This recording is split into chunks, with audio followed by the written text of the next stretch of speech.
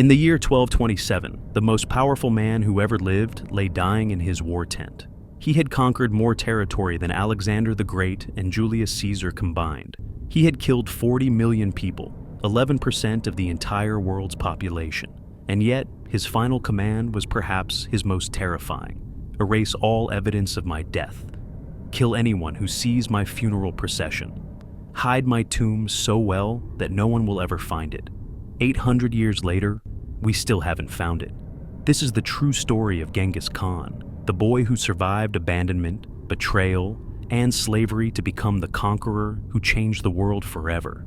But the legend you know, that's not the whole truth. If you're here for a deep dive into one of history's most fascinating figures, you're in the right place. Subscribe to The Deep Unknown for more deep sleep documentaries that explore the real stories behind the legends. And if you enjoy this journey through Genghis Khan's life, leave a comment below. I read every single one. The boy called Temujin, 159 Wistais, before he was Genghis Khan, before he was the universal ruler, before he was the man who would reshape the entire world, he was simply Temujin, a boy, abandoned, starving, forgotten by history before his story even began. The year was 1162. The place, near the cold, unforgiving shores of Lake Baikal, in what we now call Mongolia. But this wasn't a nation. It wasn't even close. The Mongolian steppe was a fractured wasteland of warring tribes, blood feuds that stretched back generations, and a code of survival so brutal that weakness meant death. Temujin entered this world clutching a blood clot in his tiny fist. The shamans saw this as an omen, a sign that he would become a great warrior. His father, Yasuge, was a minor chieftain of the Borjigan clan, respected but not powerful. Not yet. In a world where your name and your sword arm were all you had, Yasuge had managed to carve out a small piece of respect among the tribes. But respect in the Mongolian steppe was as fleeting as morning mist. Life on the steppe was unrelenting. Imagine a place where winter temperatures plunge to 40 degrees below zero, where summer brings dust storms that block out the sun, where water is scarce, food is scarcer, and every single day is a battle against the elements.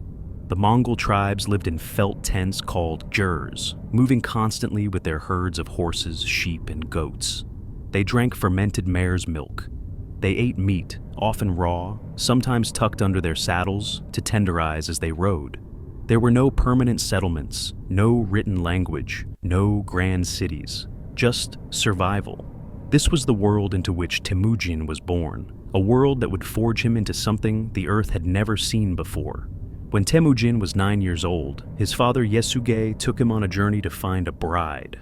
This wasn't unusual. Mongol marriages were political arrangements, alliances forged to strengthen clans against their enemies. Yasuge had chosen a girl named Berta from the Olkhonit tribe. She was kind, intelligent, and would later prove to be one of the most important people in Temujin's entire life. But we'll get to that. On the journey home, Yasuge made a fatal mistake. He stopped to share a meal with members of the Tatar tribe. The Tatars were ancient enemies of the Borjigan clan. Blood feuds between these groups went back decades, fueled by raids, murders, and stolen livestock. Yasuge should have known better. Maybe he was tired. Maybe he thought enough time had passed. Maybe he simply didn't recognize them until it was too late. The Tatars recognized him. They poisoned his food. By the time Yasuge made it back to his camp, the poison was already coursing through his body. He died in agony, leaving behind his wife Hoilun and several young children. Temujin was now the man of the family. At 9 years old, what happened next reveals everything you need to know about the brutal reality of 13th century Mongolia. The Borjigan clan, led by a chieftain named Targutai, made a decision. Without Yasuge, Hoilun and her children were worthless. They were mouths to feed with no warrior to protect them or contribute to the clan's strength. So, the clan did what countless nomadic tribes had done for centuries when faced with the weak and the vulnerable. They abandoned them. Imagine the scene. It's early spring on the Mongolian steppe. The clan is packing up their jurs, loading their carts, gathering their herds. Hoilun pleads with them. She argues, she begs, she reminds them of her husband's loyalty, his contributions, his honor. The clan leaders ignore her. They mount their horses and begin to move. Holun does something extraordinary. She grabs the clan's horsetail standard, their sacred banner, and rides after them, waving it above her head, rallying the people with the symbol of their unity. For a moment, some of the clan members hesitate. They look back. They consider staying. But Targutai makes his position clear. Anyone who stays with Hoalun and her children will be cast out as well. The choice is simple. Abandon this widow and her useless children, or face the same fate yourselves. They choose survival, they ride away. Hoalun is left standing in the empty grassland with her children. Temujin, age 9. Kasar, age 7. Kajun, age 5. Temuge, age 4. Temulun, just a toddler. And 2 half-brothers from Yesuge's previous marriage, Bekter and Belgute. They have no livestock except for a few horses, no gear, no allies. Winter is coming. They should have died. The fact that they didn't is a testament to Hoalun's incredible strength and resourcefulness. This woman, who would later be called Mother of the Mongol Nation, became the family's lifeline. She taught her children to dig for wild onions and garlic. She showed them how to catch fish with their bare hands in the frigid streams. She hunted small game with a bow and arrows. She gathered bird eggs, edible roots, anything that could keep her children alive one more day. Temujin learned to fish and hunt. He learned to read the signs of the steppe, which plants were edible, which were poisonous, where to find water, how to track animals. But most importantly, he learned what it meant to be abandoned by your own people.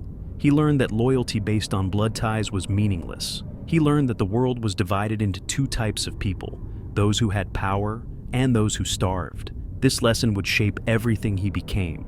But survival on the steppe required more than just finding food. It required unity. And Temujin's family was fracturing from within. Resources were scarce. Tensions ran high. Temujin and his brother Sasar often hunted together, and they were good at it. But Bekter, the eldest half-brother, began asserting dominance. He would steal their catches, claiming them as his own by right of seniority. He would take the best food, the warmest spot by the fire, the strongest horse. One day, Temujin and Khazar caught a fish and a bird, precious food for the starving family. Bekter took both. He didn't ask. He didn't negotiate. He simply took them. Hoalun tried to keep the peace, reminding her sons that they were all they had. But Temujin's rage had been building. This wasn't just about a stolen fish. This was about power, respect, survival. In Temujin's mind, Bekter represented everything wrong with the tribal system. The idea that birth order and blood ties mattered more than merit, that the strong could take from the weak simply because they could. Temujin made a decision that would haunt him for the rest of his life, but which also revealed the cold, ruthless pragmatism that would define his future. He and Kasar tracked Bekter to a hillside where he sat watching the family's horses. They approached from different angles, arrows knocked in their bows. Bekter saw them coming. He knew what they intended, and he simply sat there, cross-legged, and said, "You cannot kill me. I am your brother. How will you face our mother?" Temujin and Khazar shot him anyway. Bekter died on that hillside, and Temujin killed his first human being at the age of 10 or 11. When they returned to camp, Hoalun was furious. She called Temujin a murderer, a destroyer of his own family. She compared him to a wild dog that turns on its own pack. The guilt and shame of that moment stayed with Temujin forever. But he didn't apologize, because in his mind, he had done what was necessary. He had eliminated a threat to the family's survival. He had proven that he would not be dominated. This is the first glimpse of the man who would become Genghis Khan, someone who could make terrible, brutal decisions in service of a larger goal, someone who valued survival and unity above traditional morality. But the steppe wasn't finished testing him yet.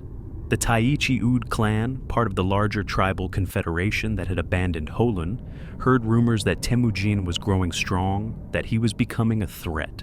The clan leader, Targutai, the same man who had led the abandonment, decided to eliminate this potential rival before he could become dangerous. A group of Taichi Ud warriors raided Hoalun's camp, capturing Temujin while he tried to hide in the forest. They placed a wooden congwe around his neck, a heavy wooden board with a hole in the center that trapped the head and made it impossible to use your hands. This was a mobile prison designed to humiliate and control captives. Temujin was paraded from camp to camp as a prisoner, a warning to anyone who might challenge Taichi-Ud authority. He was now a slave. For weeks or perhaps months, Temujin endured this humiliation. He was beaten, mocked, and starved, but he was also watching, learning, and waiting. The Taichi-Ud believed he was broken, just another forgotten prisoner with no future. They underestimated him. During a feast celebrating the first full moon of spring, the Taichi-Ud warriors drank heavily. The guards assigned to watch Temujin grew careless, their attention drawn to the festivities, the food, the erag, fermented mare's milk that the Mongols drank in vast quantities. Temujin saw his chance. He swung the heavy wooden kangwe and struck his guard in the head, stunning him. Then he ran into the darkness, the kangwe still locked around his neck. He dove into a nearby river, submerging himself with only his face above water, breathing quietly while search parties passed by. He stayed there for hours, shivering in the freezing water, barely visible in the darkness. Eventually, the searchers gave up and returned to their celebrations. Temujin crawled out of the river and hid in a pile of wool outside one of the gurs. By morning, he needed help. The kangwe was still locked around his neck, and he couldn't remove it alone. He took an enormous risk and approached a jair belonging to a man named Sorkin Shira, who had shown him small kindnesses during his captivity. Temujin revealed himself and begged for help. Sorkin Shira could have turned him in. He could have called the guards and been rewarded. Instead, he took Temujin inside, removed the kangwe, and hid him under piles of wool in a cart. When the Taichi-Ud warriors came searching, Sorkin Shira lied to their faces, claiming he had seen nothing. After the search party left, he gave Temujin food, a horse, and directions back to his family. Why did Sorkin Shira risk his own life to save this teenage slave? Perhaps he saw something in Temujin's eyes, a determination, a fire that suggested this boy was destined for something greater. Or perhaps he simply believed it was the right thing to do. Whatever the reason, Temujin never forgot this act of kindness. Years later, when he had become Genghis Khan, he sought out Sorkin Shira's family and rewarded them with positions of honor in his empire. This moment taught Temujin another crucial lesson. Loyalty and kindness were more valuable than blood ties. A stranger had saved his life when his own tribe had tried to kill him. This reinforced his growing belief that merit and character mattered more than aristocratic birth. Temujin made it back to his family. He was 16 years old. He had survived abandonment, starvation, murder, and slavery. He had learned that the world was cruel, that traditional hierarchies were lies, and that survival required ruthlessness combined with strategic alliances. But this abandoned boy would soon learn the most dangerous lesson of all. In the Mongol steppe, you either dominate or you die.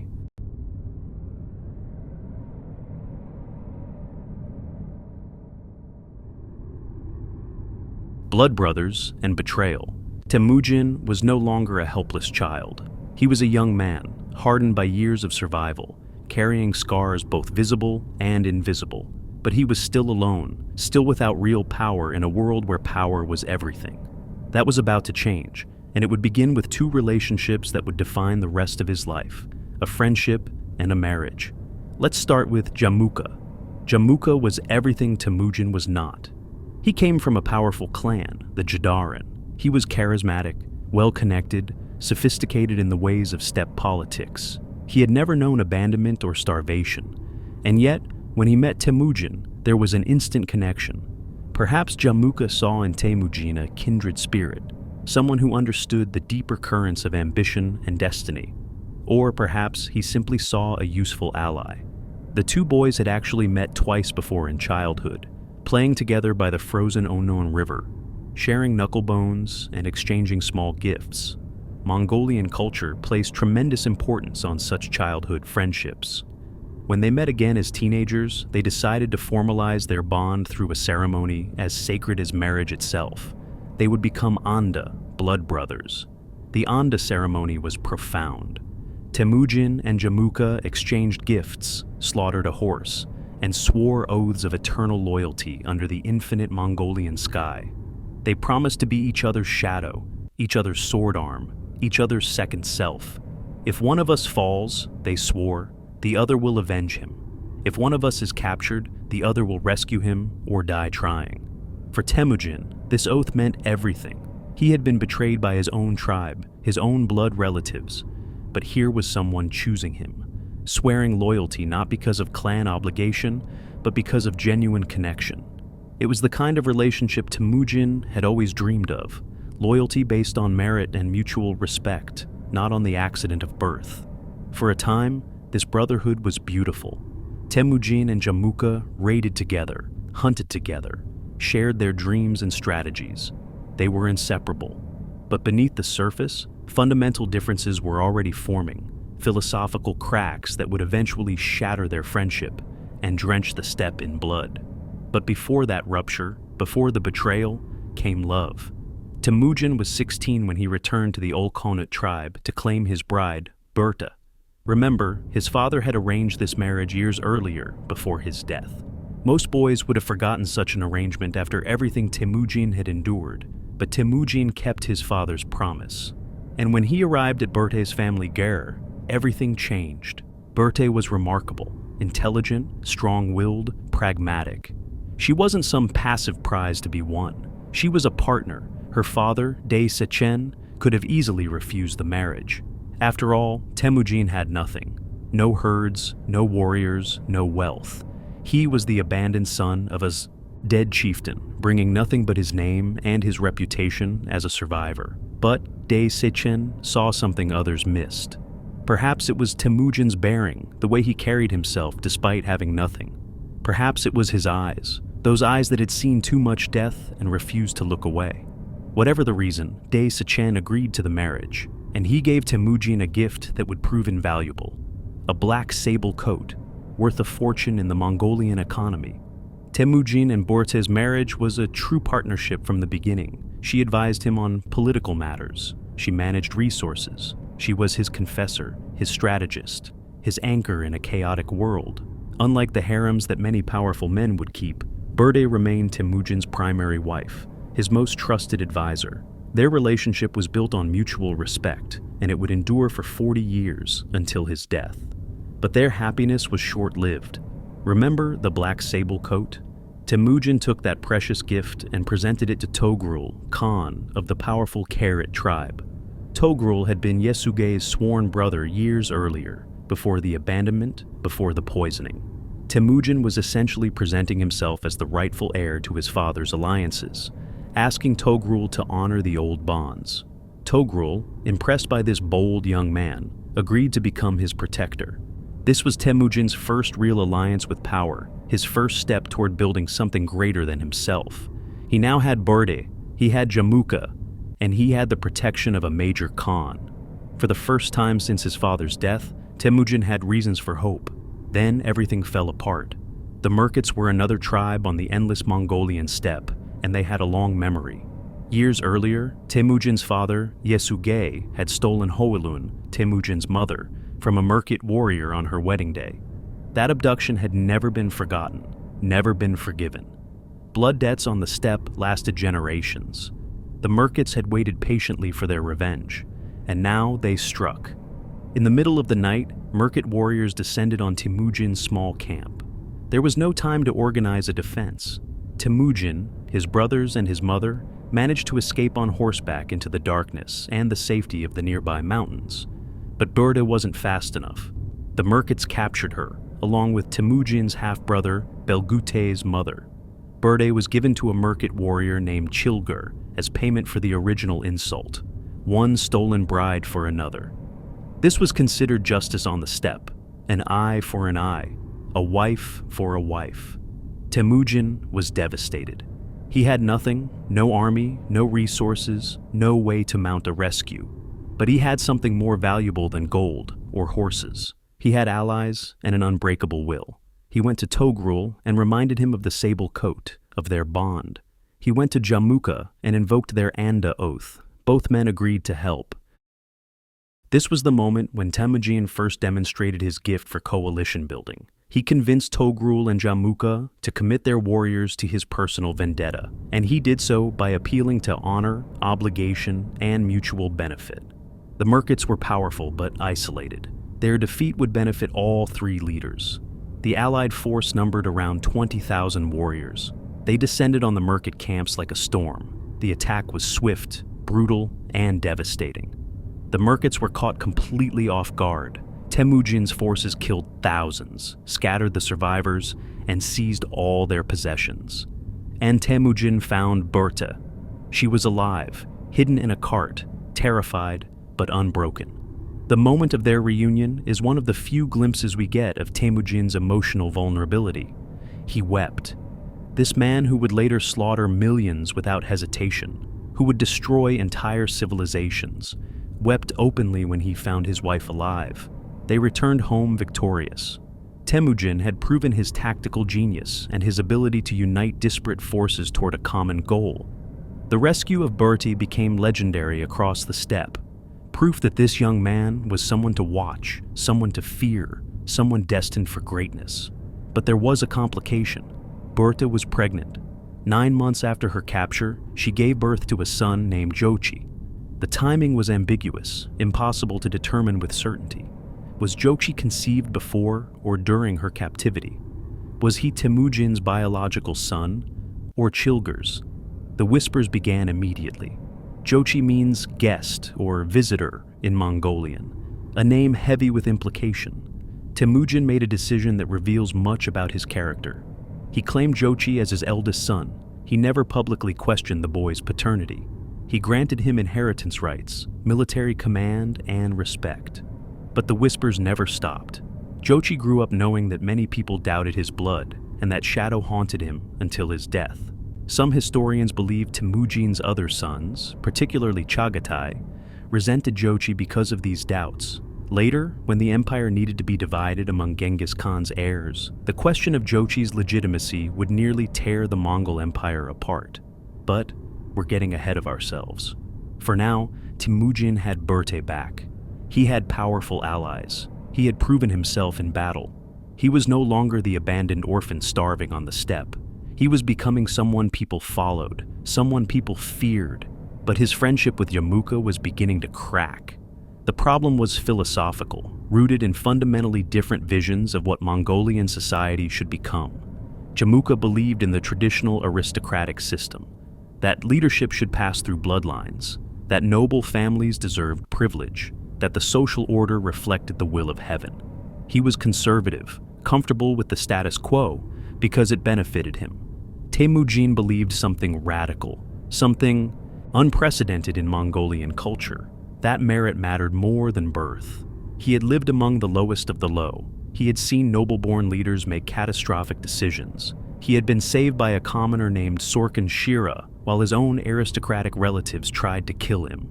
He believed that anyone, regardless of their birth, should be able to rise through ability and loyalty. This wasn't just politics.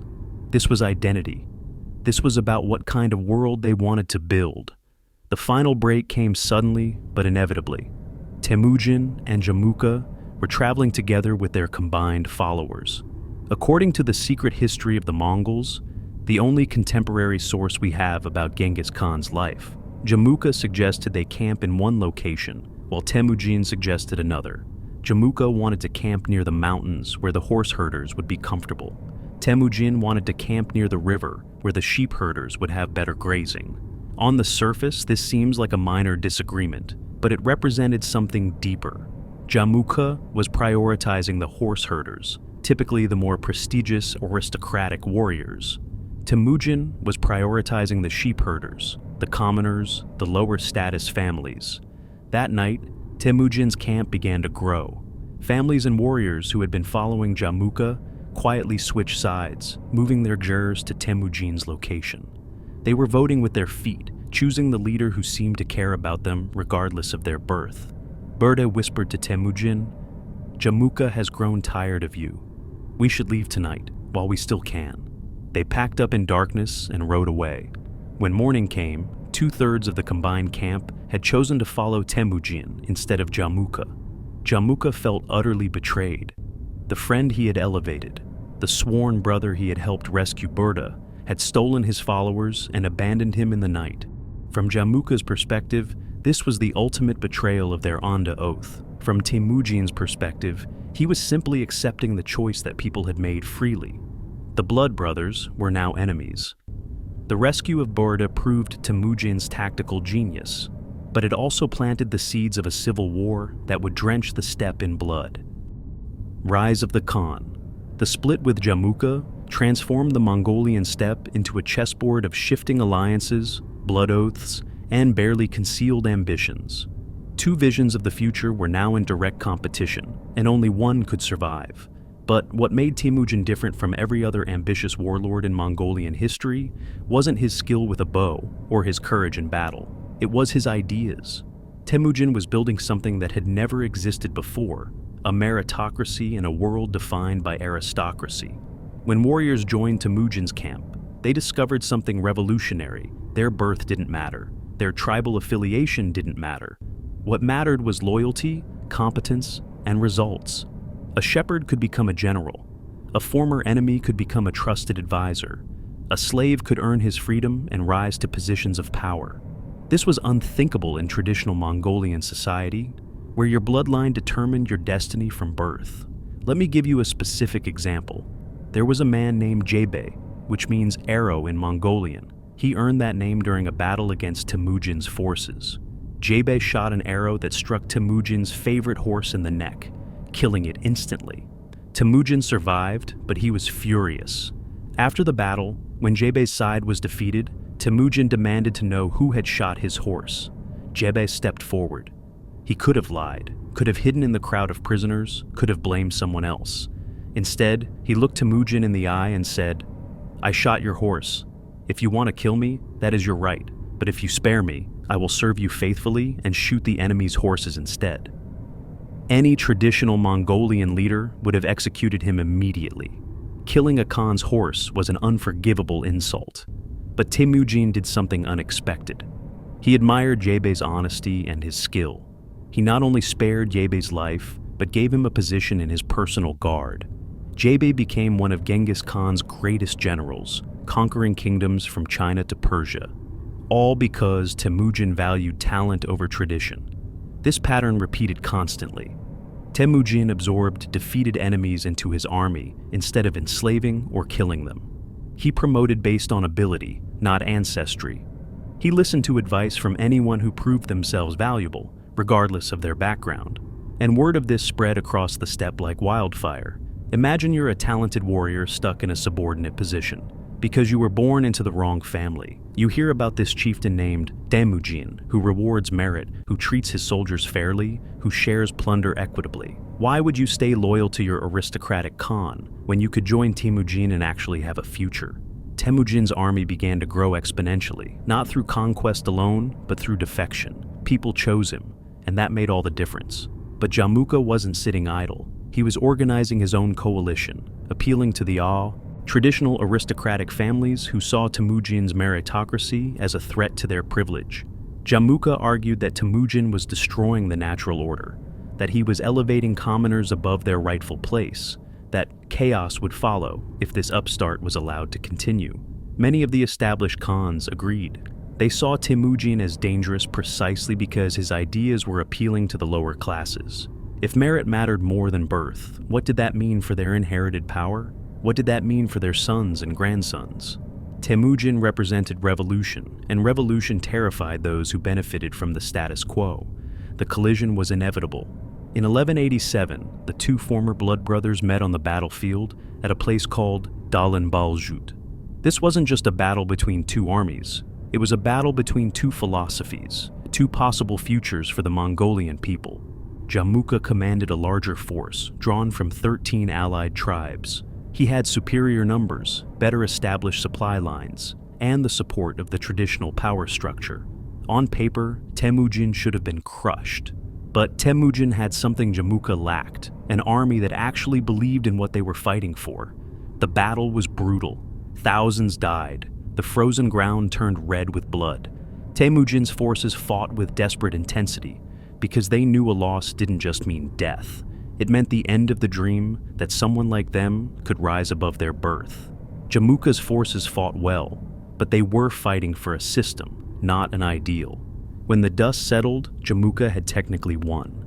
Temujin's forces were driven from the field. He lost warriors, supplies, and prestige. It should have been the end of his ambitions. But Jamuka made a catastrophic mistake in victory, a mistake that revealed the fundamental difference between the two men. Jamuka captured several dozen of Temujin's allied chieftains, and he boiled them alive in 70 cauldrons as a public display of his power. This act of cruelty was meant to terrify Temujin's remaining supporters into submission. Instead, it did the opposite. Warriors across the steppe heard about the boiling cauldrons and thought, "This is what happens when the aristocrats win. This is the mercy we can expect from the old order." Defections to Temujin's camp accelerated. Even some of Jamuka's own men, disgusted by his brutality, switched sides. Temujin learned a crucial lesson from his defeat at Dalan Baljut. Military victories meant nothing if you didn't have the organizational structure to sustain them. He couldn't just be a better warrior than his enemies. He had to build a better system. So he did. Temujin created what historians now call the decimal military system, and it was revolutionary in its simplicity and effectiveness. He organized his army into units of 10, 100, 1,000, and 10,000. Every 10 soldiers had a commander. Every 10 commanders reported to a higher commander, and so on up the chain. This created clear lines of authority, rapid communication, and accountability at every level. But here's what made it truly radical. These units deliberately mixed tribes together. A squad of 10 men might contain warriors from 5 different tribes who had been enemies just months before. Temujin was destroying tribal identity and replacing it with military identity. Your loyalty wasn't to your birth tribe anymore. It was to your unit, your commander, and ultimately to Temujin himself.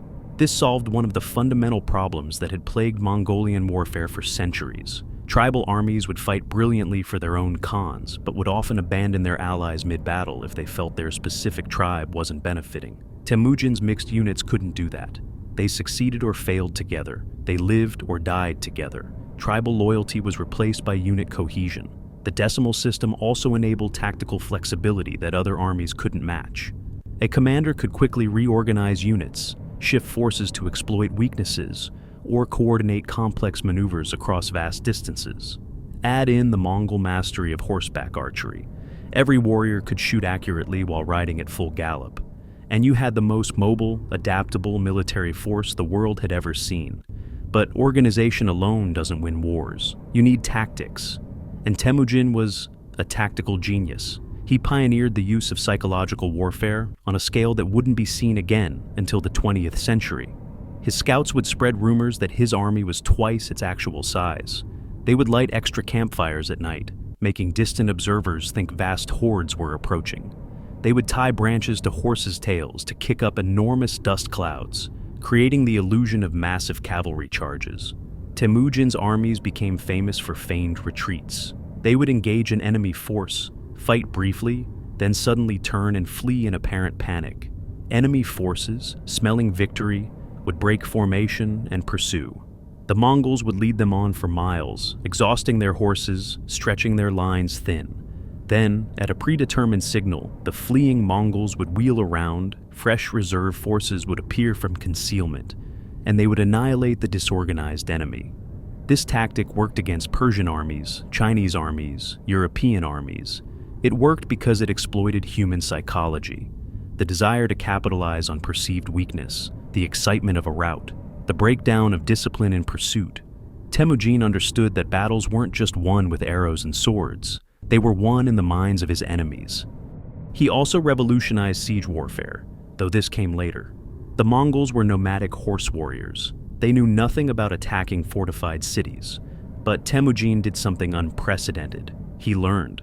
When he captured Chinese engineers and siege specialists, instead of killing them, he absorbed them into his army. He made them teach his warriors how to build trebuchets, how to undermine walls, how to use gunpowder effectively. The Mongol army became a learning organization, constantly adapting and incorporating new techniques. If an enemy had a weapon or tactic that worked against them, the Mongols would study it, steal it, and improve upon it. This adaptive capacity made them nearly unstoppable. Years passed. Temujin continued to grow in power, absorbing tribes, winning battles, building his revolutionary army. and the other Mongolian Khans began to realize they faced a choice: submit to Temujin or be destroyed by him. In 1206, something unprecedented happened. The various Mongolian tribes held a Kurultai, a great assembly where major decisions were made. Thousands of warriors, khans, and tribal elders gathered near the Onan River, and they did something that had never been done in Mongolian history. They proclaimed Temujin as Genghis Khan, the universal ruler. The exact meaning of Genghis is debated by scholars. Some say it means oceanic or universal, implying his rule would stretch as far as the seas. Others suggest it derives from the Mongolian word for fierce or mighty. But the title's meaning was clear regardless of etymology. Temujin was no longer just another tribal chieftain. He was the supreme leader of all Mongols. At 44 years old, the abandoned orphan who had eaten rats to survive, who had worn a wooden kangway as a slave, who had been betrayed by his own tribe, now commanded the loyalty of virtually every Mongolian warrior. But Genghis Khan wasn't content with just military supremacy. He wanted to build something that would last, something that would transform Mongolian society forever. He created the Yasa, a code of laws that applied to everyone equally, from the highest-born aristocrat to the lowest slave. This was revolutionary. In most societies, nobles lived under different legal standards than commoners. They could literally get away with murder, while peasants were executed for petty theft. The Yasa changed that. Under the Yasa, everyone was subject to the same laws. Theft was punished harshly, regardless of who committed it. Adultery was forbidden and carried severe penalties. But here's what made the Yasa truly remarkable. It protected religious freedom. Genghis Khan declared that all religions were to be respected and tolerated within his empire. This might not sound radical to modern ears, but in the 13th century it was almost unthinkable.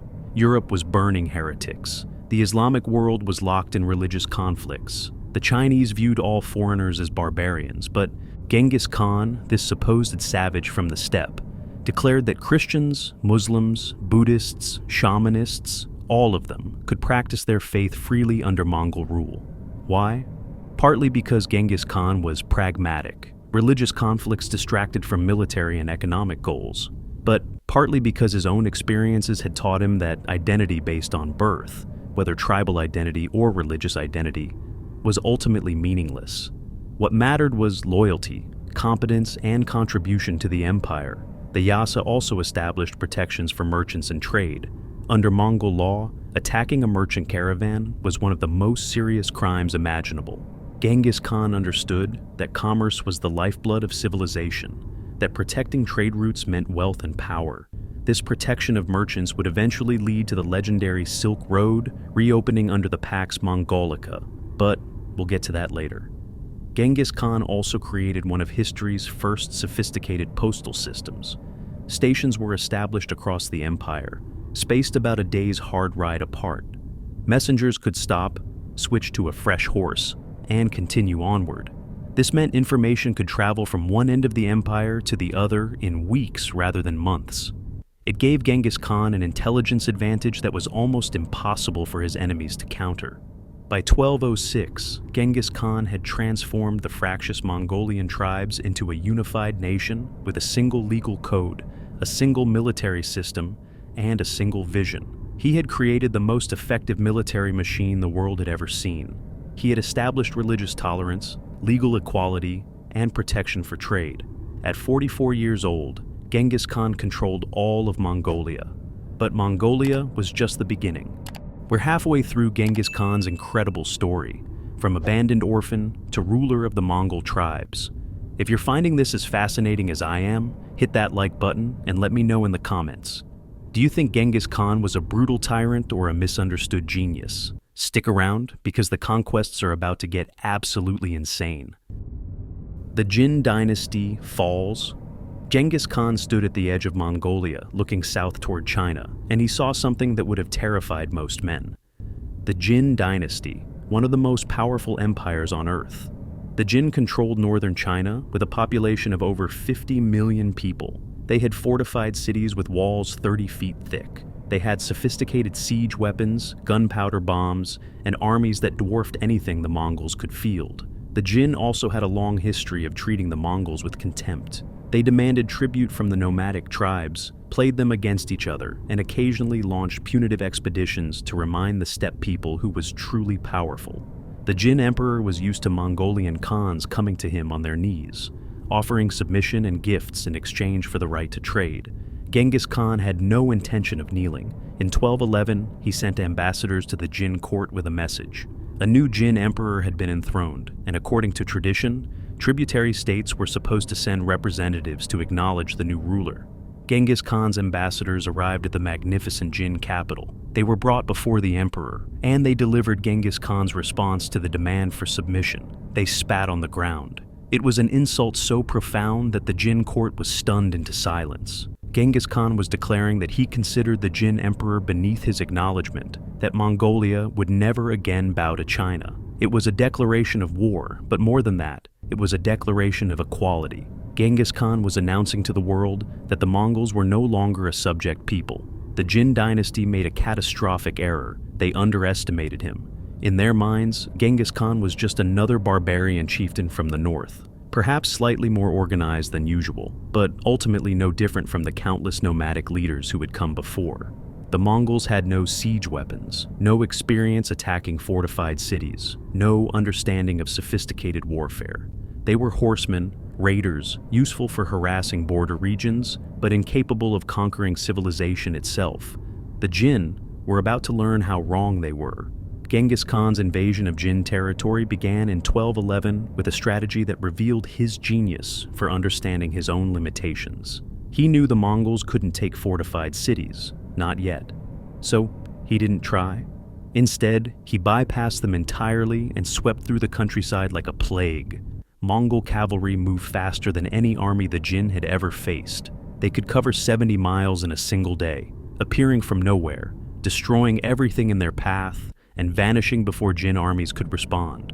They burned crops, slaughtered livestock, and drove refugees toward the cities. This served multiple purposes. First, it destroyed the Jin agricultural base, the economic foundation of their empire. Second, it created a refugee crisis that overwhelmed the cities, straining their food supplies and spreading disease. Third, it terrified the Jin population, creating psychological pressure that was often more effective than direct military assault. But Genghis Khan knew this strategy had limits. Eventually, he would need to conquer the cities themselves. And for that, he needed knowledge the Mongols didn't possess. Here's where Genghis Khan demonstrated the adaptive brilliance that separated him from every other conqueror in history.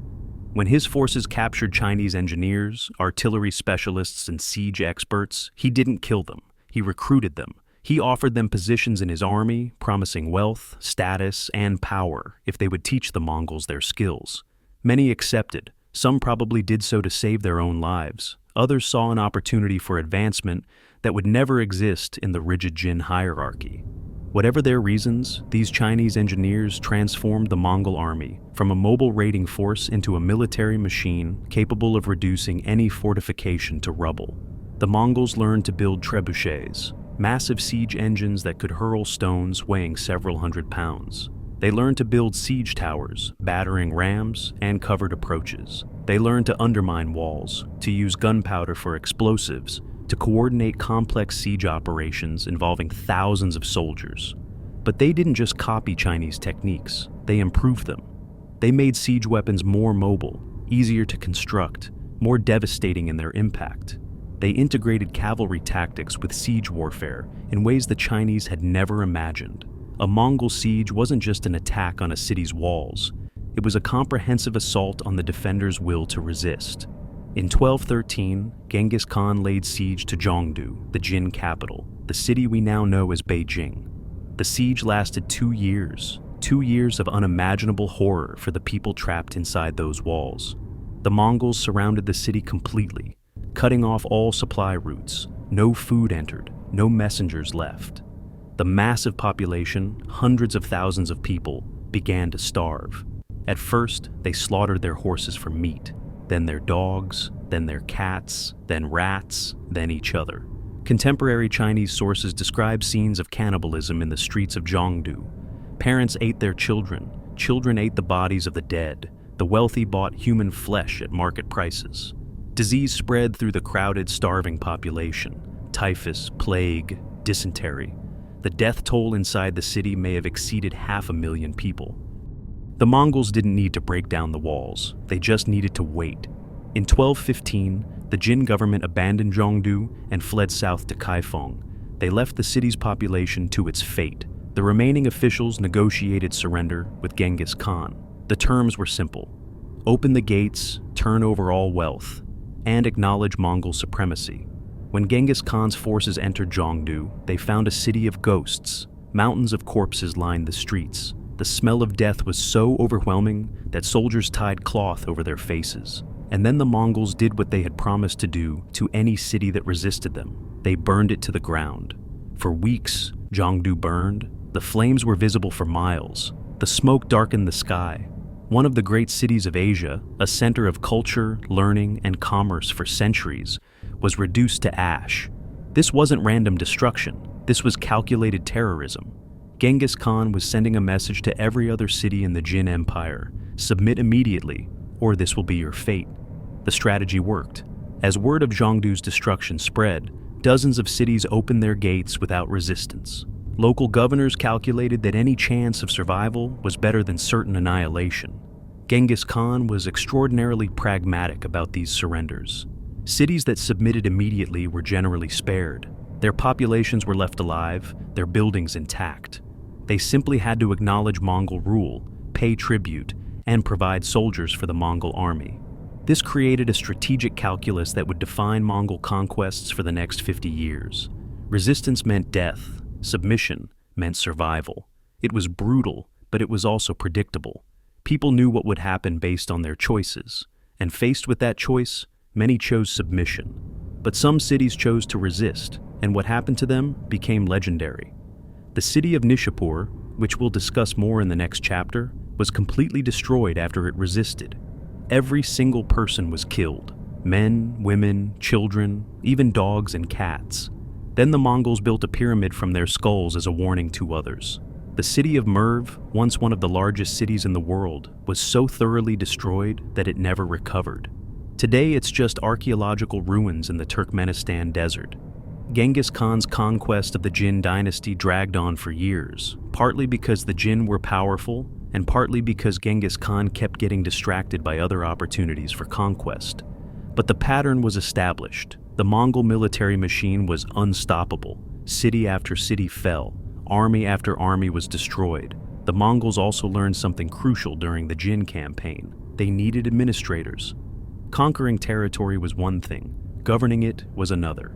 Genghis Khan had no interest in the day-to-day management of a sedentary empire. He was a warrior, not a bureaucrat. So, he did something that shocked his Mongolian followers. He appointed Chinese administrators to run the conquered territories. He kept the Jin bureaucratic system largely intact, simply replacing the top leadership with people loyal to him. Taxes were collected, trade continued. Life for most peasants actually didn't change that much under Mongol rule. This administrative pragmatism was another aspect of Genghis Khan's genius. He understood that his strength was military conquest, not civil administration. So he delegated the latter to people who actually knew how to do it. It didn't matter to him that they were Chinese, or that they had previously served his enemies. What mattered was competence. This pattern would repeat across the Mongol conquests.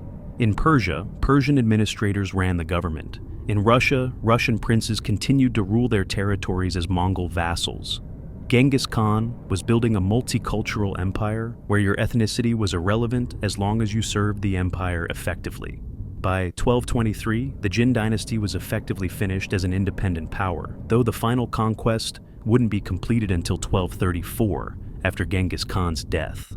Northern China had been absorbed into the Mongol Empire. Millions were dead. Entire regions had been depopulated, but Genghis Khan had proven something that would echo through history. The Mongols weren't just raiders.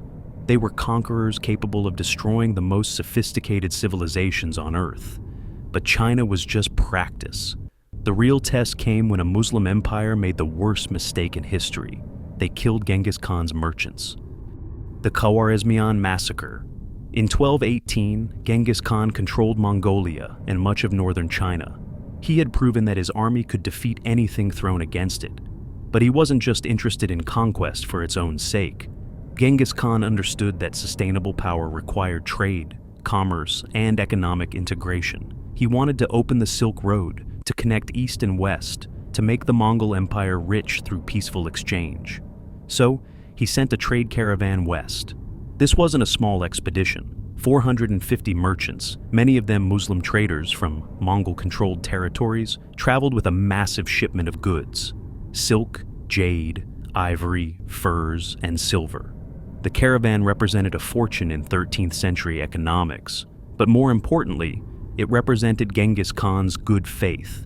He was reaching out to the Khwarezmian Empire, the most powerful Muslim state in Central Asia, offering friendship and mutual prosperity. The Khwarezmian Empire stretched from the Caspian Sea to Afghanistan, controlling the critical junction between East and West.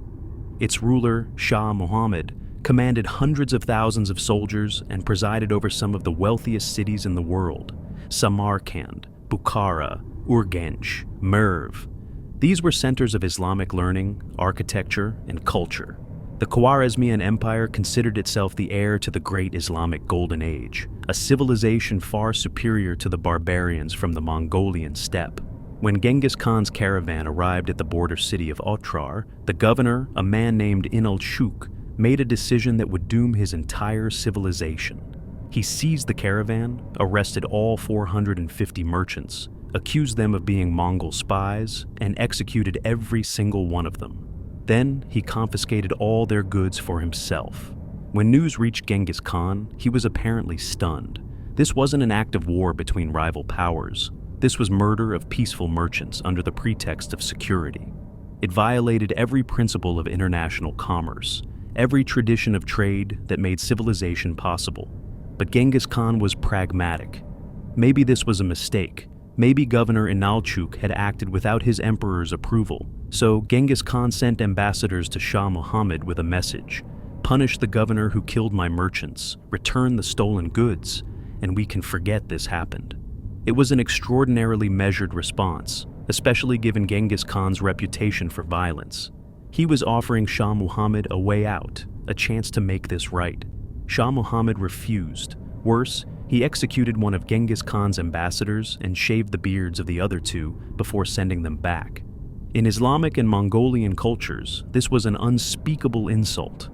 It was a declaration that Shah Muhammad considered Genghis Khan beneath his dignity, that he had no intention of apologizing or making restitution. Shah Muhammad had chosen death. What happened next? It wasn't warfare in the conventional sense.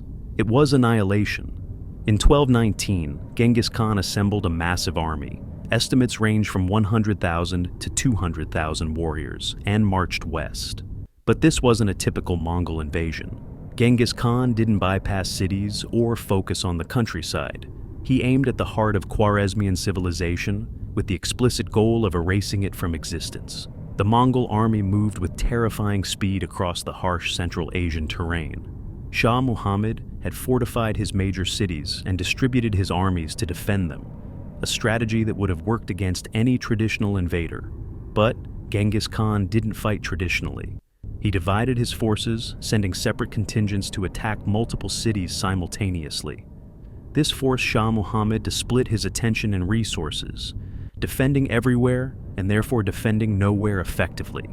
The first major city to fall was Bukhara, one of the great centers of Islamic learning. The city had impressive walls and a garrison of 20,000 soldiers. The Mongols arrived and immediately began their assault. But here's what made Mongol sieges terrifying. They didn't just attack the walls. They created layers of psychological and physical pressure that broke cities from within. First, they surrounded the city completely, cutting it off from resupply or reinforcement.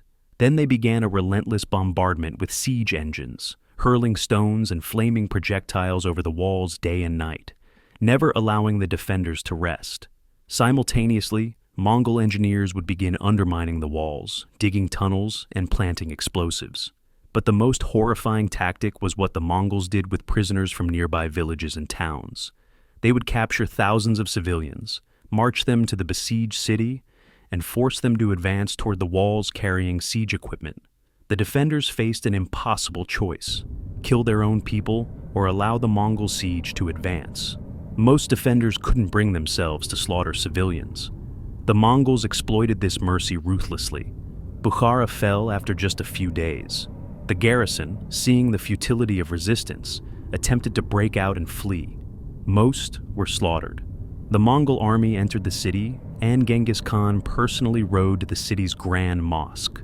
According to legend, he climbed the pulpit and declared to the assembled population, "I am the punishment of God. If you had not committed great sins, God would not have sent a punishment like me upon you." Whether he actually said this is debated, but the sentiment captured the Mongol approach. They saw themselves as instruments of divine justice, punishing civilizations that had grown corrupt and weak. The Mongols systematically looted Bukhara. Every valuable item was confiscated, every piece of art, every manuscript, every religious artifact. The famous library of Bukhara, containing thousands of texts accumulated over centuries, was burned. The Mongols forced the local population to march with them as human shields and laborers for future sieges. Then they burned the city itself. But they left survivors to spread the word of what had happened. This was intentional. Terror was a weapon, and survivors were its delivery system. Next came Samarkand, perhaps the crown jewel of the Khwarezmian Empire. Samarkand was wealthy beyond imagination. A city of 100,000 people with gardens, palaces, and fortifications that were considered impregnable.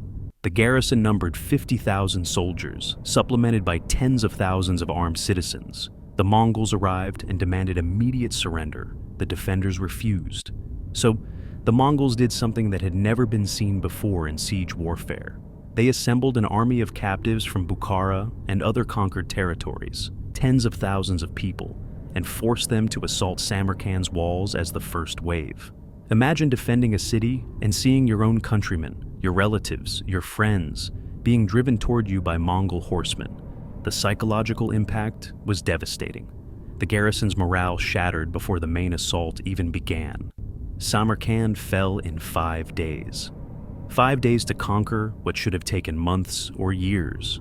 The speed of the Mongol conquest was unprecedented, and it was that speed that terrified the Khwarezmian Empire. Cities were falling faster than armies could march to reinforce them. Shah Muhammad's strategy of distributed defense was collapsing because he couldn't respond quickly enough to threats that materialized and disappeared like ghosts. After Samarkand surrendered, Genghis Khan made an example that would be repeated throughout his campaigns. He gathered the city's leadership, its wealthy merchants, its religious scholars, and gave them a choice. Identify everyone who had supported resistance, or the entire city would be destroyed. They complied.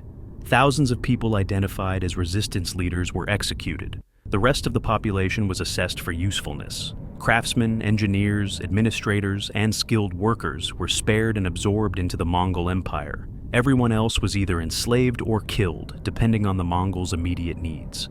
The wealth of Samarkand was staggering. The Mongols spent weeks cataloging and removing treasure: gold, silver, jewels, silk, spices. Caravans laden with plunder headed back to Mongolia while the Mongol army continued west. Shah Muhammad was now in a state of panic. His empire was collapsing around him. Every city that resisted was annihilated. Every army he sent was defeated. He had never faced an enemy like this. An enemy that moved faster, hit harder, and showed absolutely no mercy to those who opposed them. So, Shah Muhammad ran. He abandoned his empire, his people, his responsibilities, and fled west with a small group of loyal followers, hoping to find safety, and somewhere the Mongols couldn't reach. Genghis Khan sent 2 of his best generals, Jebei and Subutai, with 20,000 cavalry to pursue him. This chase became legendary. For years, Jebei and Subutai pursued Shah Muhammad across Persia, through mountains and deserts, across rivers and steppes.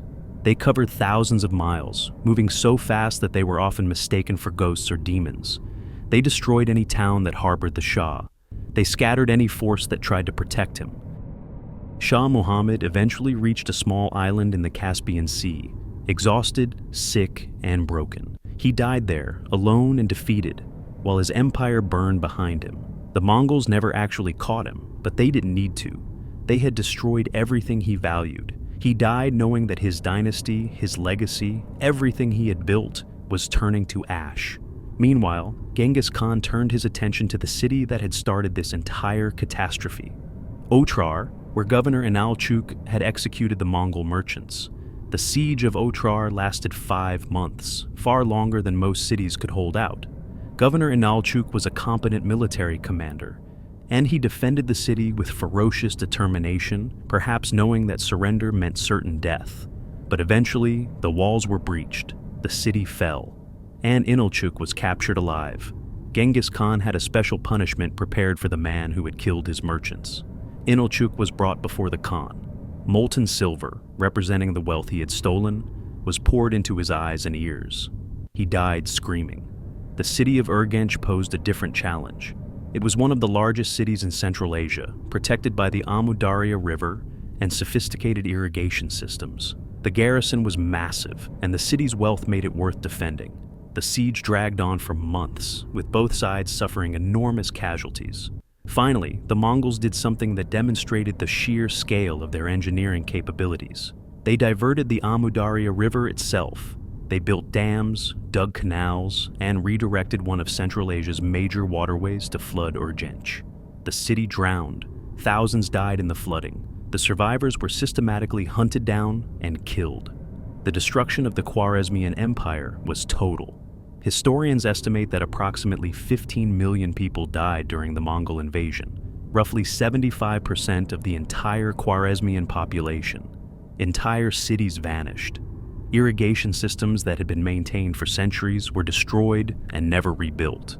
Regions that had been fertile agricultural land turned into desert. The cultural and scientific losses were incalculable. The Khwarezmian Empire had been a center of learning, preserving and expanding upon classical Greek philosophy, Persian literature, Islamic theology, and scientific knowledge. Libraries containing hundreds of thousands of manuscripts were burned. Scholars were killed. Architectural wonders were demolished.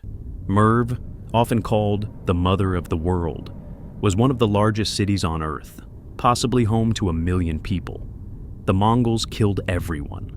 Contemporary accounts claim that each Mongol soldier was ordered to execute between 300 and 400 people. Whether these numbers are accurate or exaggerated, the archaeological evidence is clear. Merv was abandoned after the Mongol conquest and never recovered. Today, it's just ruins in the Turkmenistan desert, a testament to what happens when an entire civilization is erased. Nishapur suffered an even worse fate, if such a thing is possible.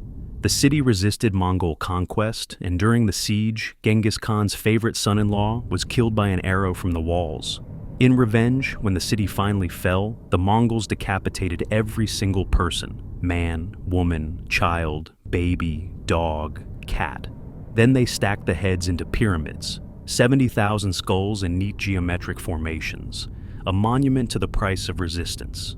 Genghis Khan's statement during his invasion of the Khwarezmian Empire was simple and terrifying.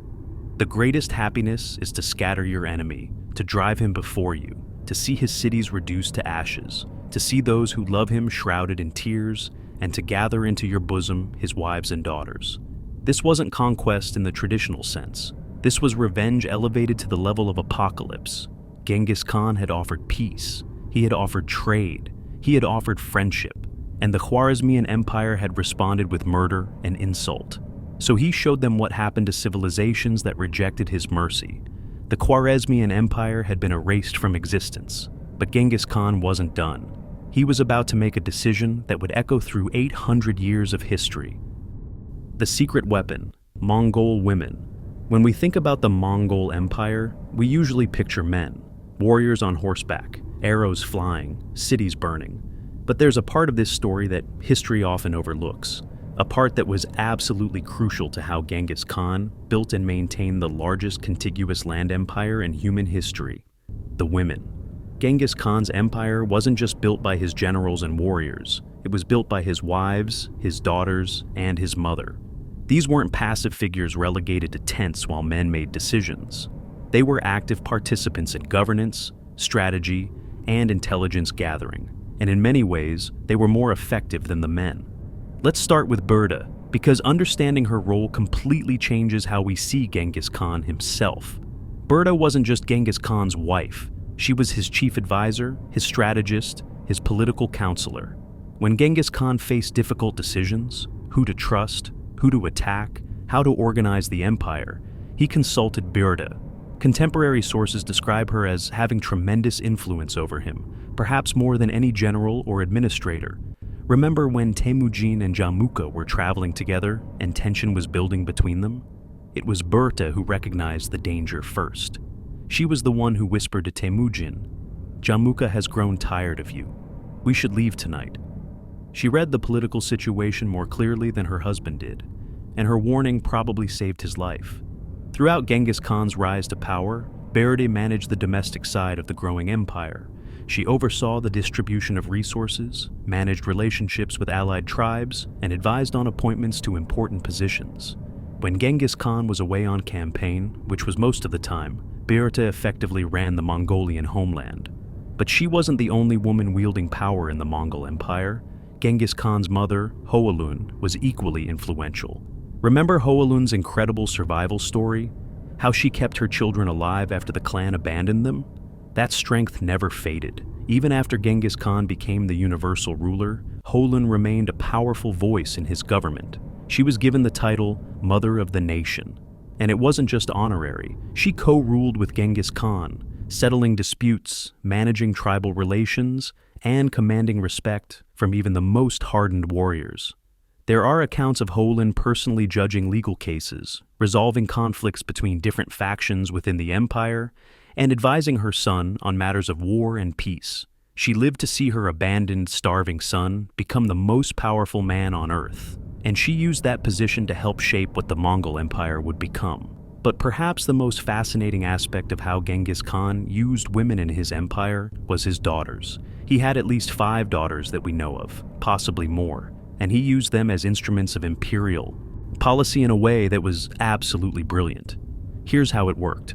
When Genghis Khan conquered a kingdom or forced a rival Khan to submit, he would often arrange a marriage between his daughter and the defeated ruler. On the surface, this seems like standard medieval politics, marrying your daughters to cement alliances. But Genghis Khan's system was far more sophisticated and ruthless than that. When one of his daughters married a foreign king, Genghis Khan would demand that the king come to the Mongol court to visit his father-in-law. This wasn't optional, it was a command disguised as invitation. The king would leave his kingdom, travel to Mongolia, and pay his respects. And then, conveniently, he would never return. Sometimes the king died in a hunting accident. Sometimes he fell ill during the journey. Sometimes he was simply kept at the Mongol court indefinitely, drowning in hospitality that was actually imprisonment. Whatever the reason, these foreign kings rarely made it back to their thrones, which meant that Genghis Khan's daughters were now ruling their late husband's kingdoms as regent queens. This wasn't accident. This was policy. Genghis Khan was systematically installing his daughters as rulers of conquered territories, using marriage as a cover for what was essentially a transfer of power. And these daughters ruled effectively, maintaining control, collecting tribute, and expanding Mongol influence. Take Alakai, Genghis Khan's eldest daughter. She was married to the leader of the Ongood, a powerful tribe that controlled important trade routes in northern China. After her husband's convenient death, Alakai became the de facto ruler, and she was good at it. When rebellions broke out in Ongood territory, Alakai personally led military campaigns to crush them. She commanded armies, made strategic decisions, and successfully defended her territory against both internal dissent and external threats. Her father trusted her to manage a crucial piece of his empire, and she delivered. Another daughter, Chechekin, was married to the leader of the Oirat tribe in western Mongolia. Same pattern: husband dies, daughter rules. She maintained order, collected taxes, and served as her father's eyes and ears in a strategically important region. These marriages created an intelligence network that stretched across the empire. Genghis Khan's daughters would send regular reports about local conditions, potential threats, opportunities for expansion, and the loyalty of local leaders. They were his spies, his administrators, and his enforcers, all wrapped in the socially acceptable package of royal wives and widows. This was unprecedented in the 13th century. In Europe, women were considered property, passed from father to husband with no agency of their own. Queens might occasionally serve as regents for young sons, but they were expected to hand over power to the nearest adult male as quickly as possible. The idea of women actively commanding armies, ruling territories, and making independent political decisions was almost unthinkable. In the Islamic world, women were increasingly secluded behind veils and harems, removed from public life entirely. The idea of a woman leading soldiers into battle would have been scandalous, possibly blasphemous. Even in China, despite some powerful empress dowagers in history, women were generally confined to domestic roles, bound by Confucian principles that emphasized female submission and obedience. But Genghis Khan came from a different tradition. Mongolian nomadic culture, by necessity, couldn't afford to sideline half its population. When men went to war, which was constantly, women had to manage everything else. They had to tend the herds, make decisions about migration routes, trade with other tribes, and defend camps from raiders. Mongolian women learned to ride horses, shoot bows, and fight if necessary. Genghis Khan took this cultural baseline and expanded it into imperial policy. He believed in meritocracy, remember? Loyalty and competence mattered more than anything else. And if his daughters proved themselves more competent than many of his male generals and administrators, why wouldn't he use them? There's a fascinating moment recorded in the secret history of the Mongols where Genghis Khan is discussing the succession, who will rule the empire after his death.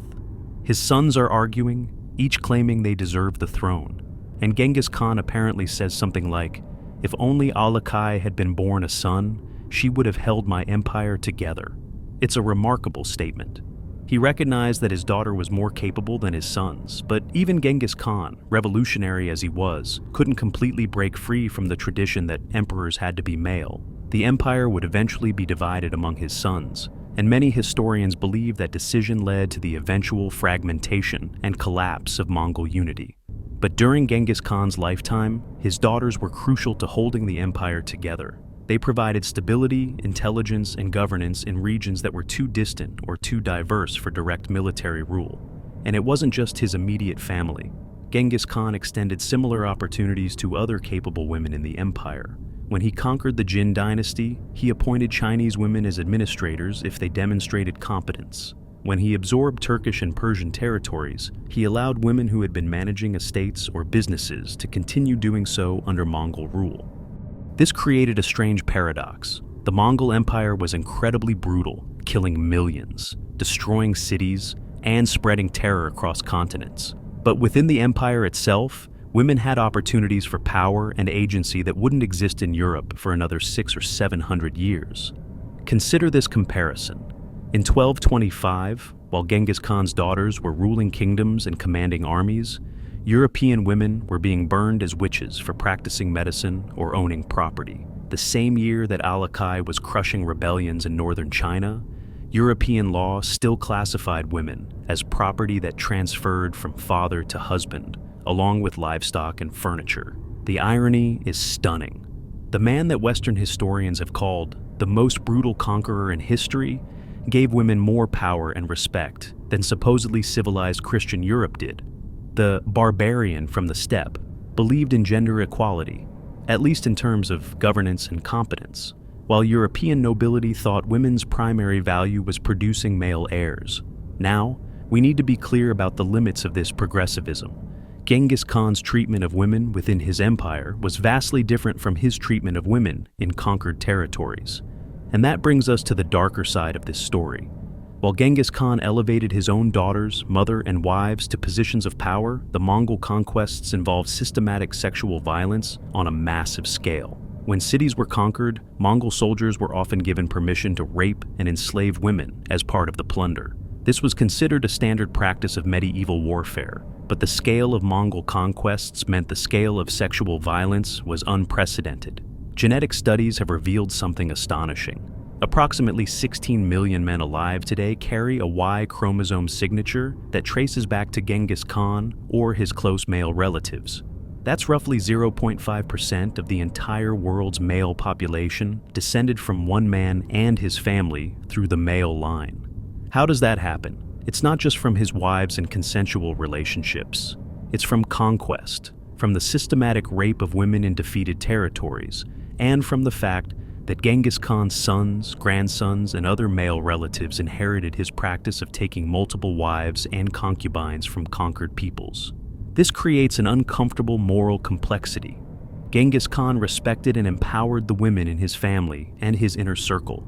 He believed his daughters were as capable as his sons. He listened to his mother and wife as trusted advisors. But he also presided over an empire that treated conquered women as property, as war prizes, as objects to be distributed to soldiers as rewards for victory. How do we reconcile this? Perhaps we don't. Perhaps the lesson is that people, even extraordinary people, are contradictory. Genghis Khan could be progressive in his treatment of Mongolian women while being horrifically exploitative of foreign women. He could believe in meritocracy within his empire while practicing genocide against those outside it.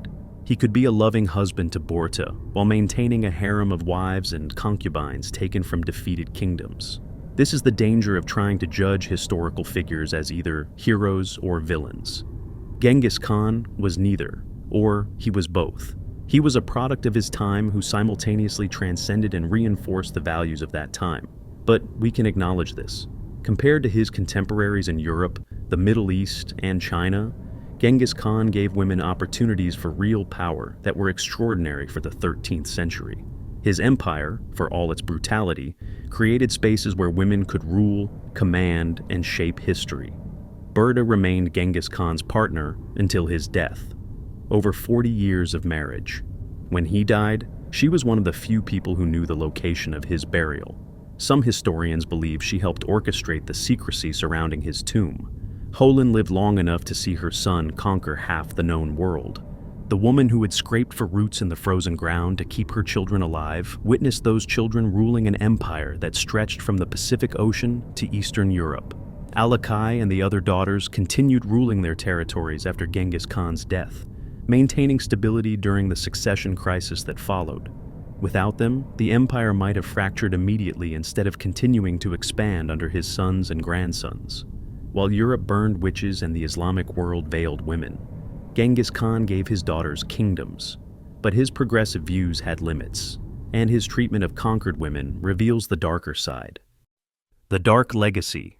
Now we need to talk about the cost, the real cost of the Mongol Empire, counted not in conquered territories or tribute collected, but in human lives, in destroyed civilizations, in trauma that echoed through generations. 40 million people. That's the estimated death toll from the Mongol conquests during Genghis Khan's lifetime and the decades immediately following his death. 40 million people. To put that in perspective, that was roughly 11% of the entire world's population in the 13th century. 1 out of every 9 people on Earth died as a direct or indirect result of Mongol expansion. The Black Death, which swept through Europe a century later, killed about 30 to 60% of Europe's population. But Europe was only part of the world. The Mongol conquests killed 11% of everyone, everywhere. This wasn't incidental. This wasn't collateral damage. This was often the deliberate policy of an empire that used terror as its primary weapon. Let's go back to Nishapur because what happened there tells you everything about the dark side of the Mongol Empire. Nishapur was a prosperous city in Persia, a center of trade and culture. When the Mongols first demanded its surrender, the city refused. During the siege, Genghis Khan's son-in-law, Tokuchar, was killed by an arrow shot from the city walls. Tokuchar was married to Genghis Khan's favorite daughter. When she learned of her husband's death, she made a request of her father. Let no living thing survive in Nishapur, and Genghis Khan granted her request. When the city finally fell, the Mongols spent days systematically killing everyone. Men, women, children, infants, elderly. Then they killed the dogs, the cats, the livestock. They burned the buildings, they destroyed the irrigation systems, they salted the fields. And then, as a final gesture, they decapitated every corpse and built pyramids from the skulls. 70,000 skulls arranged in neat geometric formations. Some pyramids were all men, some were all women, some were all children. It was mathematical in its horror, organized genocide as public art. Why? The official reason was revenge for Tokuchar's death. But the real reason was terror. The Mongols wanted every city in Persia to know what would happen if they resisted. They wanted the pyramids of skulls to be visible for miles. a monument that would be talked about in whispers for generations. And it worked. After Nishapur, dozens of cities in the region surrendered without a fight. The city of Merv offers another glimpse into the scale of Mongol brutality. Merv was possibly the largest city in the world at the time, home to between 600,000 and 1 million people.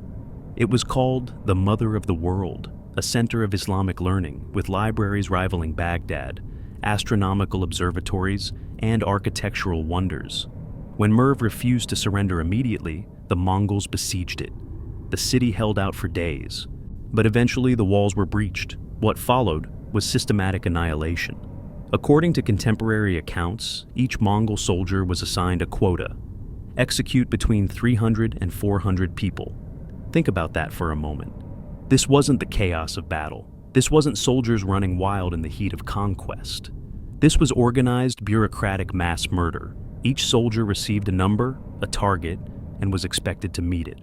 Officers checked to ensure the quotas were filled. The killing took days, perhaps weeks. The Mongols worked methodically, moving through neighborhoods, entering houses, slaughtering entire families.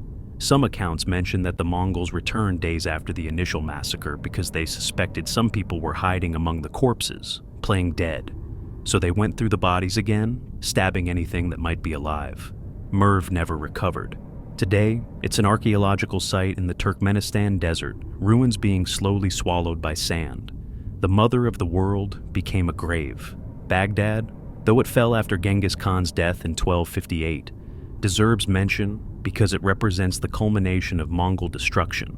Baghdad was the capital of the Islamic world, the seat of the Abbasid Caliphate, home to the House of Wisdom, where scholars had preserved and expanded upon Greek, Persian, and Indian knowledge for centuries.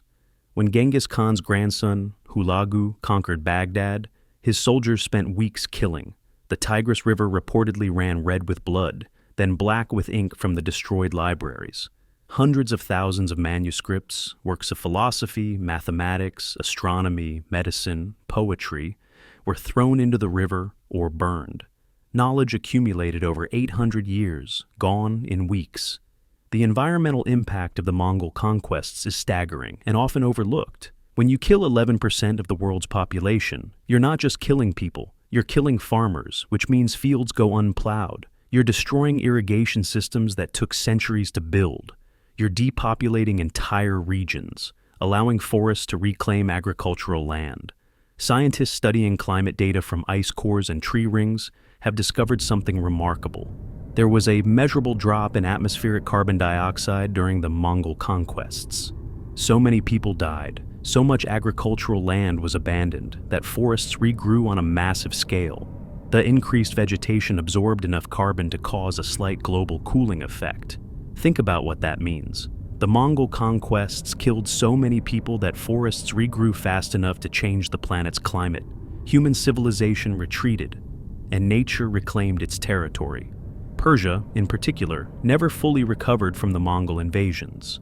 The region had been one of the most prosperous in the world, blessed with sophisticated irrigation systems called qanats that brought water from mountain aquifers to cities and farmland. These systems had been maintained and expanded for over 1,000 years, a triumph of engineering that made civilization possible in an arid climate. The Mongols destroyed them, sometimes deliberately, sometimes through neglect.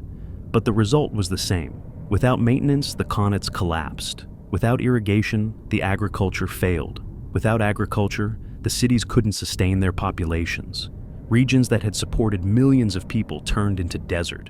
Even today, 600 years later, much of Persia, modern Iran, and surrounding regions has never reached the population levels or agricultural productivity it had before the Mongol invasions. The Mongols didn't just conquer Persia, they permanently altered its ecology and economy. The human trauma was equally lasting.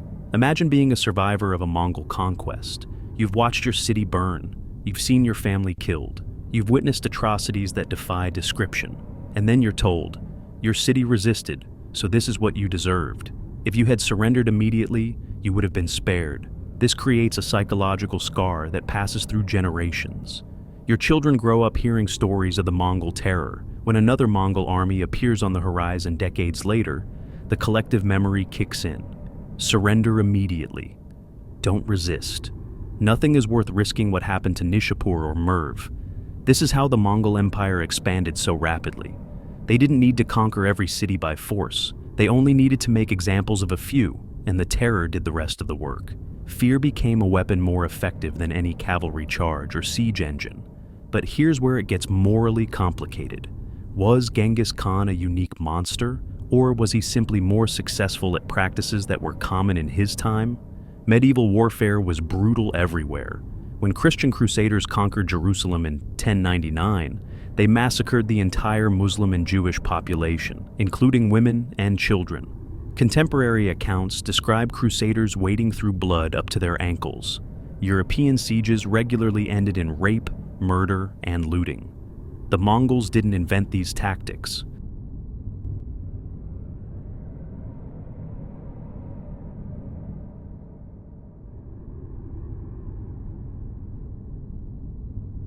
What made them different was scale and efficiency.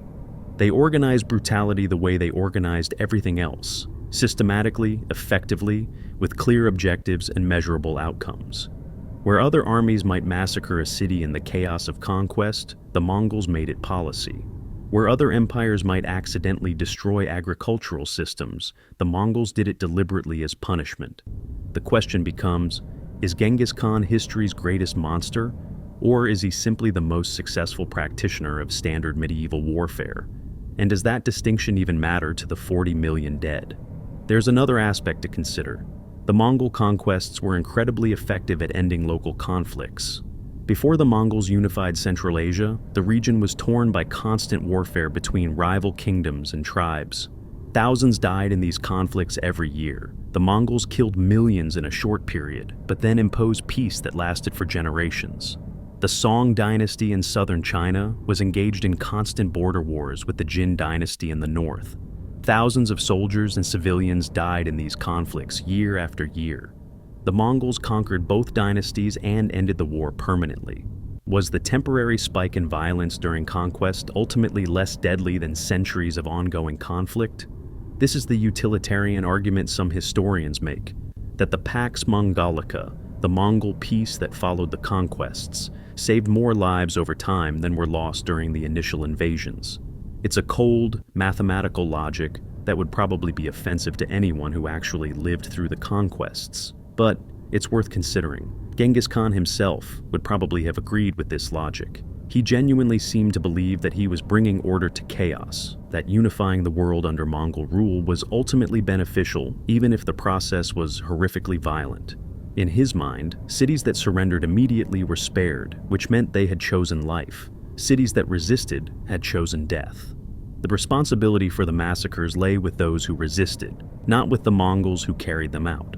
This is the logic of empire throughout history. Rome used it, Britain used it, every major power has used variations of it. Submit to our rule and prosper, resist and suffer. The Mongols just made the consequences more explicit and more immediate. But we should resist the temptation to romanticize or justify the violence. 40 million dead is not an abstract statistic. It represents an almost incomprehensible amount of individual human suffering. Parents watching children die, families destroyed, communities annihilated, cultures erased. The pyramids of skulls at Nishapur weren't just military tactics. They were people. Each skull was a person with hopes, fears, dreams, relationships. Someone's child, someone's parent, someone's friend, reduced to an architectural element in a monument to terror.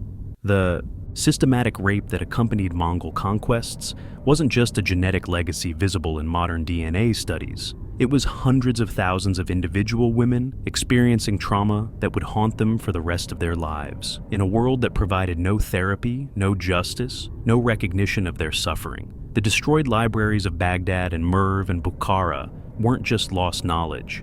They were the accumulated wisdom of civilizations, insights that might have advanced human understanding in ways we'll never know because those manuscripts are ashes now. We can acknowledge Genghis Khan's military genius, his revolutionary organizational skills, his meritocratic principles, his religious tolerance, and his administrative pragmatism, while also acknowledging the staggering human cost of his empire. These truths don't cancel each other out. They coexist in uncomfortable tension, which is probably how they should exist. History is full of monsters who were also brilliant. It's full of visionaries whose visions required oceans of blood to realize. Genghis Khan was both the man who believed talent mattered more than birth, and the man who ordered the death of every living thing in Nishapur. He was both the husband who wept when he found Berti alive, and the conqueror responsible for 40 million deaths. The legacy is dark. It's soaked in blood. It's built on mass graves and destroyed cities. But here's what history often forgets. Genghis Khan also created something unprecedented, an empire built on tolerance. The Pax Mongolica.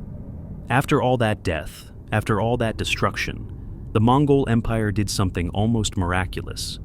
It created peace, not the absence of violence. The Mongols were always willing to use violence against those who threatened the empire, but a different kind of peace. A cosmopolitan, multicultural, interconnected peace that hadn't existed before and wouldn't exist again for centuries.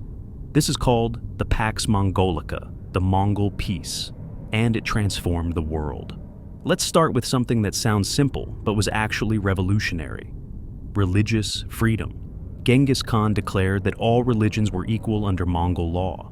Christians, Muslims, Buddhists, Hindus, shamanists, Taoists, all of them could practice their faith freely without persecution or discrimination. This wasn't just tolerance in the modern sense of reluctantly accepting difference. This was active protection. Genghis Khan made it illegal to persecute someone for their religious beliefs. Temples, churches, mosques, and monasteries were exempt from taxation. Religious leaders received special privileges and protections. Why? Partly because Genghis Khan was genuinely curious about different belief systems. He met with Christian priests, Muslim imams, Buddhist monks, and Taoist scholars. He asked them about their faiths, their practices, their ideas about the afterlife and the nature of God. He seemed to approach religion the way he approached military tactics, always learning, always absorbing useful ideas. But there was also cold pragmatism at work. Religious conflicts were destructive, distracting people from productive activities like farming, trading, and paying taxes. If you allowed religious freedom, you eliminated a major source of social instability. People could focus on creating wealth, which the empire could then tax. The result was unprecedented coexistence. In the Mongol capital of Karakorum, you could find Christian churches next to Buddhist temples, next to Muslim mosques. Religious leaders from different faiths debated theology in public forums, sometimes organized by Genghis Khan himself, who seemed to enjoy watching learned men argue about the nature of divine truth. Compare this to what was happening in the rest of the world in the 13th century. In Europe, the Inquisition was burning heretics. The Fourth Crusade had sacked Constantinople, Christians slaughtering Christians over doctrinal differences. In the Islamic world, Sunni and Shia Muslims were locked in conflicts that killed thousands. The Chinese viewed all foreign religions with suspicion and periodically persecuted Buddhists and Christians. But in the Mongol Empire, a Christian could trade with a Muslim who employed Buddhist workers, and all of them were protected under the same law. It wasn't perfect. There were occasional local conflicts and prejudices, but compared to the religious violence consuming Europe and the Middle East, it was remarkably peaceful. This religious tolerance had economic consequences. The Silk Road, which had been increasingly dangerous and fragmented for centuries, became safe again under Mongol rule. Trade caravans could travel from China to Persia to Eastern Europe with Mongol protection the entire way. Remember how Genghis Khan reacted when his merchants were killed in Otrar? That reaction sent a message to the entire world. Attacking merchants under Mongol protection meant death. The result was that merchants became almost untouchable. Bandits wouldn't risk attacking a caravan flying Mongol colors. Corrupt officials wouldn't demand excessive bribes. The trade routes were safer than they had been in living memory. Genghis Khan created a system called the Yam, a network of postal stations spaced about a day's ride apart across the entire empire. Messengers carrying official documents could stop at these stations, get a fresh horse, get food and rest, and continue their journey. This meant information could travel from Beijing to the borders of Hungary in just a few weeks. Impossible before the Mongols created this infrastructure. But the Yam wasn't just for military communications. Merchants could use it too, for a fee. This dramatically increased the speed of trade. A merchant in Venice could send a message to a trading partner in Samarkand and receive a reply in weeks rather than months. This transformed international commerce, making long-distance trade practical and profitable in ways it had never been before. The Mongols also introduced paper money in many parts of their empire. This was revolutionary. Before paper money, merchants had to physically transport gold, silver, and other precious metals. This was heavy, dangerous, and slow. With paper money backed by the Mongol government, a merchant could carry lightweight certificates worth enormous amounts of wealth. Of course, paper money only works if people trust the government backing it. The Mongols enforced this trust absolutely. Refusing to accept paper money was a crime punishable by death. Counterfeiting was punished even more severely. The result was that paper money circulated widely, facilitating trade on a scale that would have been impossible with metal currency alone. The Mongols also created something resembling modern passports. Travelers could receive an official document called a paisa, a tablet made of wood, silver, or gold, depending on the traveler's status. This paisa guaranteed safe passage through Mongol territory. Officials at every station had to provide food, horses, and accommodation to anyone carrying a paisa. Attacking or robbing someone with a paisa was considered an attack on the Mongol government itself. Think about what this meant for travel. Before the Mongols, journeying from Europe to China was nearly impossible. Hostile kingdoms blocked the routes. Bandits preyed on travelers. Different regions had different currencies, different laws, different languages. The risk of death was enormous. Under Mongol rule, with a paisa, you could travel from the Mediterranean to the Pacific with reasonable safety. Genghis Khan famously said, "A woman could walk alone across the empire carrying gold and not be harmed." This was probably an exaggeration, but it captured the reality that Mongol territory was far safer than anywhere else in the medieval world. This is why Marco Polo's famous journey was even possible. In 1271, young Marco Polo left Venice with his father and uncle and traveled to China, where they spent years at the court of Kublai Khan, Genghis Khan's grandson. They returned to Venice in 1295 with stories that Europeans found almost impossible to believe. Tales of paper money, printing presses, gunpowder, massive cities, sophisticated bureaucracies. Marco Polo's journey would have been suicidal without Mongol protection and infrastructure. The same routes that were death traps in 1200 were safe highways by 1270. The exchange of ideas facilitated by the Pax Mongolica transformed both East and West. Chinese inventions like gunpowder, the compass, and printing technology reached Europe through Mongol trade routes. European and Middle Eastern's astronomical knowledge reached China. Medical texts were translated and shared. Mathematical concepts moved freely across cultures. This intellectual exchange accelerated human progress. The European Renaissance, which began in the 14th and 15th centuries, was partly possible because of knowledge that had flowed west through Mongol trade routes.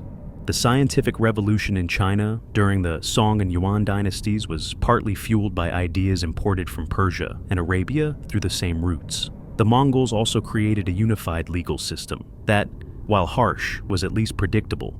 Under the Yasa, everyone knew what the laws were. Punishments were severe, theft often resulted in execution, but they were applied consistently, regardless of your ethnicity, religion, or social status. This legal equality was revolutionary. In most medieval societies, aristocrats lived under different laws than commoners. A noble could murder a peasant with minimal consequences. A peasant who stole bread might be hanged. But under Mongol law, a nobleman who stole faced the same punishment as a commoner who stole. This wasn't about being lenient. Mongol justice was brutal, but about being fair. The meritocracy that Genghis Khan established continued throughout the Pax Mongolica. If you were talented, hardworking, and loyal, you could rise to positions of power regardless of where you came from. Chinese administrators ran parts of Persia. Persian engineers worked on projects in China. Turkish generals commanded Mongol armies. Arab physicians treated Mongol khans. This multiculturalism was practical rather than idealistic. The Mongols needed administrators who understood local customs, engineers who knew local terrain, physicians who spoke local languages. They didn't care about ethnic purity or cultural traditions, they cared about results. The cosmopolitan nature of Mongol cities was unprecedented. Karakorum, the Mongol capital, was a truly international city. You could hear dozens of languages spoken in the markets. Merchants from Italy traded with merchants from India. Christian monks debated Taoist philosophers. Muslim architects designed buildings for Buddhist monasteries. This diversity wasn't always harmonious. There were tensions, prejudices, conflicts, but it was functional. Different cultures coexisted, traded, and learned from each other in ways that hadn't happened before and wouldn't happen again until the modern era. The Pax Mongolica also brought stability to regions that had been war-torn for generations.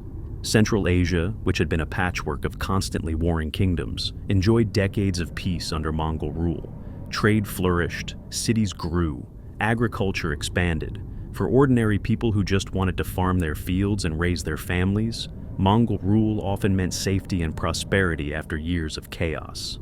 There's a fascinating letter from a 13th century Christian bishop who visited Mongol territory. He wrote, "The Mongols are the cruelest nation on earth, having destroyed countless cities and slaughtered innumerable people. And yet, under their rule, there is such security that merchants travel without fear, Christians practice their faith openly, and justice is administered fairly to all."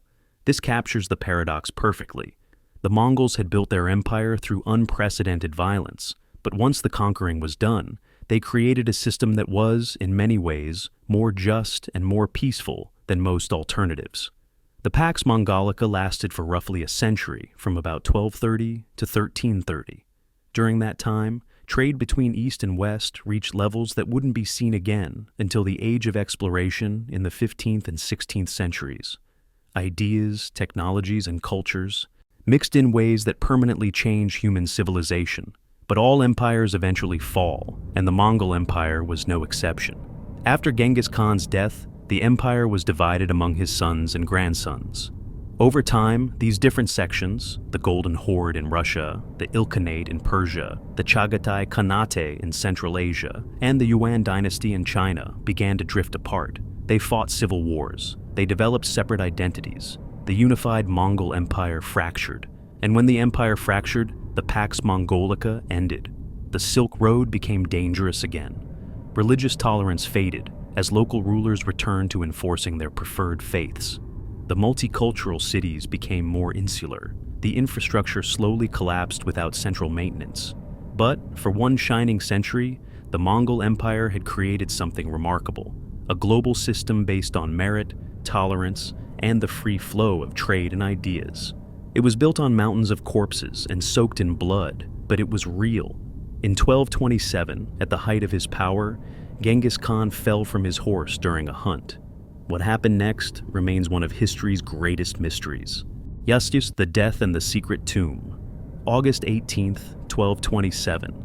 Genghis Khan, the man who had conquered half the known world, the universal ruler whose name brought terror to every corner of Asia and Eastern Europe, died in his war tent during a campaign against the Xia kingdom in northwestern China. He was 65 years old. For a man who had lived through starvation, slavery, countless battles, and decades of brutal campaigning, he had lived a remarkably long life. But his death would become one of history's most enduring mysteries, wrapped in secrecy so complete that 800 years later, we still don't know the truth.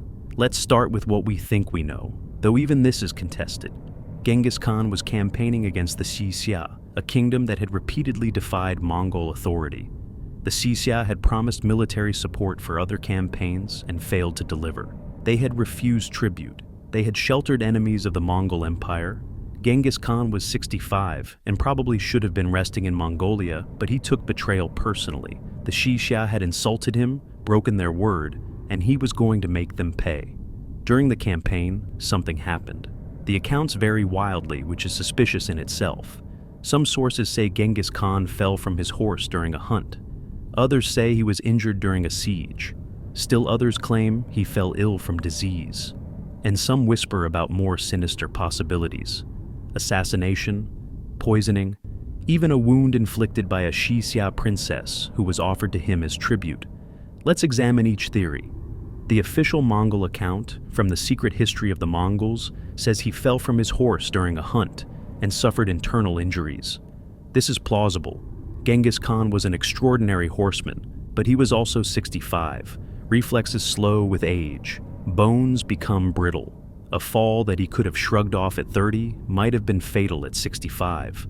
Internal injuries from a fall could have caused internal bleeding, damage to vital organs, complications that medieval medicine couldn't treat. He would have lingered for days or weeks, growing progressively weaker, in terrible pain, until finally his body gave out. This fits with accounts that he was conscious and lucid enough to give final orders to his sons and generals before dying. Another theory suggests he was wounded during the siege of a Xixia fortress. Arrows don't discriminate based on who you are. Genghis Khan fought in the front lines throughout his life. It's how he maintained loyalty from his soldiers, by sharing their dangers. An arrow or crossbow bolt from the walls, perhaps aimed at someone else, could have struck him. Infection from such a wound could easily prove fatal in an era before antibiotics. Some Persian and Chinese sources, written decades or centuries later, tell a more dramatic story. According to these accounts, the Xixia king offered his daughter, a princess named Kurbaljin Gua, to Genghis Khan as a gesture of submission. She came to his tent, and during their first night together, she either stabbed him or bit off his genitals, killing him or inflicting wounds that led to his death. This story has obvious problems. It sounds more like propaganda or legend than history. It gives the conquered Xixia a moral victory, their princess avenging her people by killing the great conqueror, but it's almost certainly false. The Mongols wouldn't have allowed a foreign princess anywhere near Genghis Khan without thorough searches and precautions. And if she had killed him, she would have been immediately tortured to death. Yet no Mongol sources mention such an execution. Still, the story persists, which tells us something interesting. People wanted Genghis Khan to have died in a way that diminished him, that gave his victims some measure of revenge. The idea of him simply falling from a horse or dying of old age was somehow unsatisfying. The man who had caused so much suffering deserved a dramatic, violent death. Or, at least, that's what people seem to believe. There's also speculation about assassination through poisoning. Genghis Khan had created an empire, but empires create enemies, both external and internal. Maybe a Chinese official slipped poison into his food. Maybe a disgruntled general saw an opportunity. Maybe one of his own sons, eager for power, decided to accelerate the succession. We'll never know for certain. What we do know is that in August of 1227, Genghis Khan died in his war tent, surrounded by his closest advisors, generals, and family members. And then something extraordinary happened. Genghis Khan gave his final commands, and those commands revealed just how deeply he understood power, legacy, and the importance of mystery. He ordered complete secrecy regarding his death. Think about the strategic implications of this. The Mongol Empire was enormous, stretched thin, held together by the belief that Genghis Khan was invincible. If enemies learned he was dead, rebellions would erupt across the empire. Conquered kingdoms would see an opportunity for independence. Rival factions within the Mongol leadership might start fighting for power immediately. So, Genghis Khan ordered that his death be concealed until the Xixia campaign was completed and his succession was secured. The empire needed to be stabilized before the truth could be revealed. It was brilliant, ruthless pragmatism even in death. But he went further. He ordered that his burial location be kept absolutely secret. Not just secret from enemies, but secret from history itself. His tomb was to be hidden so well that no one would ever find it. And to ensure this secrecy, he gave an order that still sends chills down the spine 8 centuries later. Kill everyone who sees the funeral procession. The funeral party set out from northwestern China, carrying Genghis Khan's body back to Mongolia. They traveled at night when possible, avoiding populated areas. And anyone who saw them, farmers working fields, shepherds tending flocks, travelers on the road, was immediately killed. Contemporary accounts suggest that over 2,000 people were executed simply because they witnessed the funeral procession passing. Imagine being a peasant, tending your crops, and seeing a column of Mongol warriors riding past with a covered wagon. You don't know what they're carrying. You're just curious. And suddenly soldiers are riding toward you, swords drawn. Those are your last moments, killed for being in the wrong place at the wrong time, your only crime being a witness to something you didn't even understand. The funeral procession eventually reached the Khenti Mountains in Mongolia, near where Genghis Khan had been born. This was his homeland, the region where he had survived as a starving orphan, where he had been enslaved, where he had first dreamed of unifying the Mongol tribes. He wanted to be buried there, in the earth that had shaped him. The exact location is lost to history, but we have some clues. According to Mongol tradition, Genghis Khan was buried in an unmarked grave. No tomb structure was built, no monuments were erected. He was simply placed in the ground, probably in a location that was already significant to him. Perhaps near a river or a mountain he had loved, perhaps at a site where something important had happened in his youth. After the burial, the Mongols took extraordinary measures to hide the location. They brought in massive herds of horses and drove them over the burial site, trampling the ground until no trace of disturbed earth remained. They planted trees and vegetation to make the area blend seamlessly with the surrounding landscape. And then they killed everyone who had participated in the burial itself. According to some accounts, 2,500 warriors attended the funeral. After the burial was complete, they were all executed by a separate force of Mongol soldiers. Then those soldiers were executed by yet another group. The layers of secrecy were almost paranoid in their thoroughness. Why? Why go to such extreme lengths to hide a grave? Several theories exist. The most practical is that Genghis Khan was buried with enormous treasure: gold, jewels, weapons, horses, and possibly even human sacrifices in the traditional Mongol style. If people knew where he was buried, grave robbers would eventually find it, disturbing his rest and stealing the items meant to accompany him to the afterlife. Another theory is spiritual. Mongol shamanism held complex beliefs about death and the afterlife. Disturbing a burial site could release angry spirits, curse the living, or prevent the dead from resting peacefully. By hiding the tomb completely, the Mongols were ensuring that Genghis Khan's spirit could never be disturbed, never be summoned, never be bound to the physical world. There's also a more cynical political explanation. Genghis Khan knew that tombs become symbols. They become pilgrimage sites, places where people can gather and remember, and gatherings can become movements. Rebellions can be born at grave sites. By making his tomb unfindable, he prevented anyone from using his burial place as a rallying point against his successors. Finally, there's the explanation that appeals to Genghis Khan's sense of theater and psychology. He had spent his life manipulating fear, using mystery and unpredictability as weapons.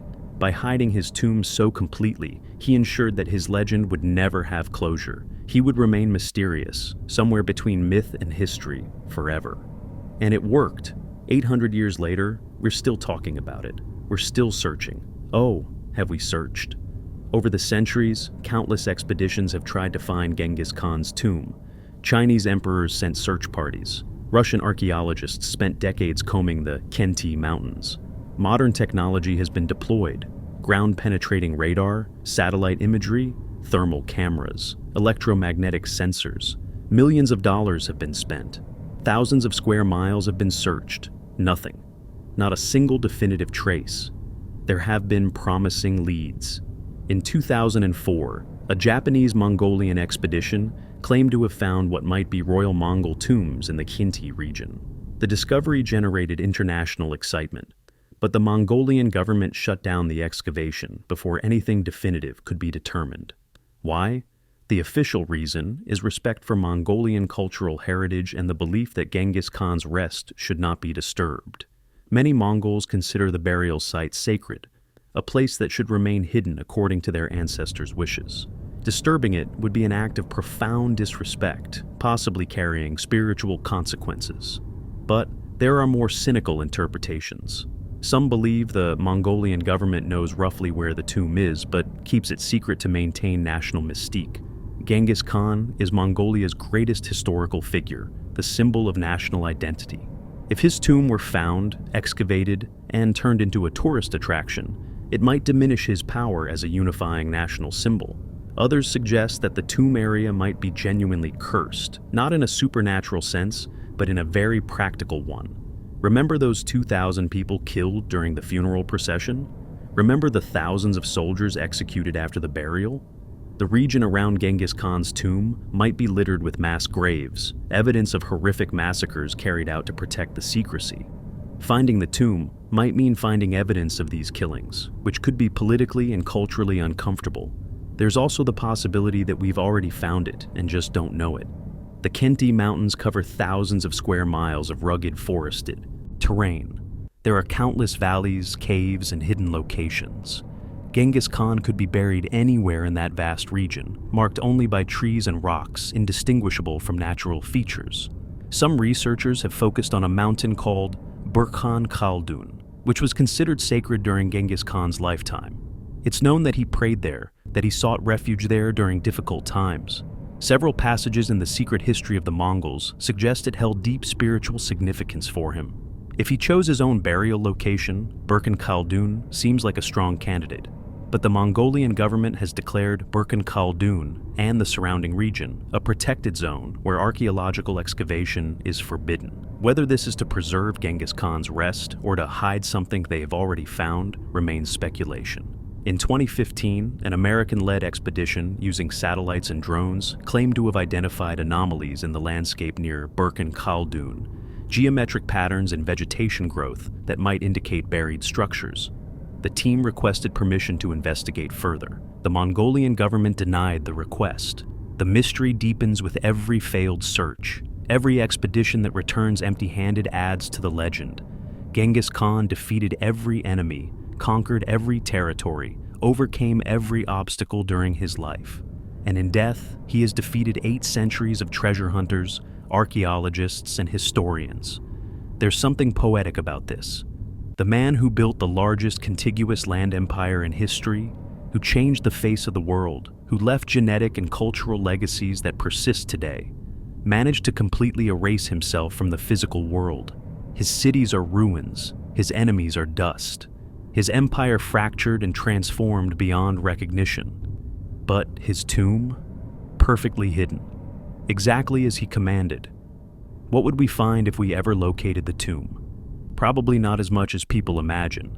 Genghis Khan wasn't like Egyptian pharaohs who were buried in elaborate sarcophagi with golden masks and mountains of treasure. Mongol burials were typically simple, even for Khans. He was probably buried in a wooden coffin or wrapped in felt, placed in a chamber in the earth, surrounded by horses and weapons. But the symbolism would be enormous. Finding Genghis Khan's tomb would be one of the great archaeological discoveries of all time, comparable to finding Tutankhamun's tomb or the Terracotta Army. It would provide physical evidence about the man behind the legend, his actual body, which could be studied for genetic information, health conditions, cause of death. It might contain artifacts that could illuminate details about Mongol culture, religion, and daily life. And yet, part of me hopes it's never found. There's something powerful about the mystery, about the idea that this conqueror who defeated everyone in life continues to defeat us in death.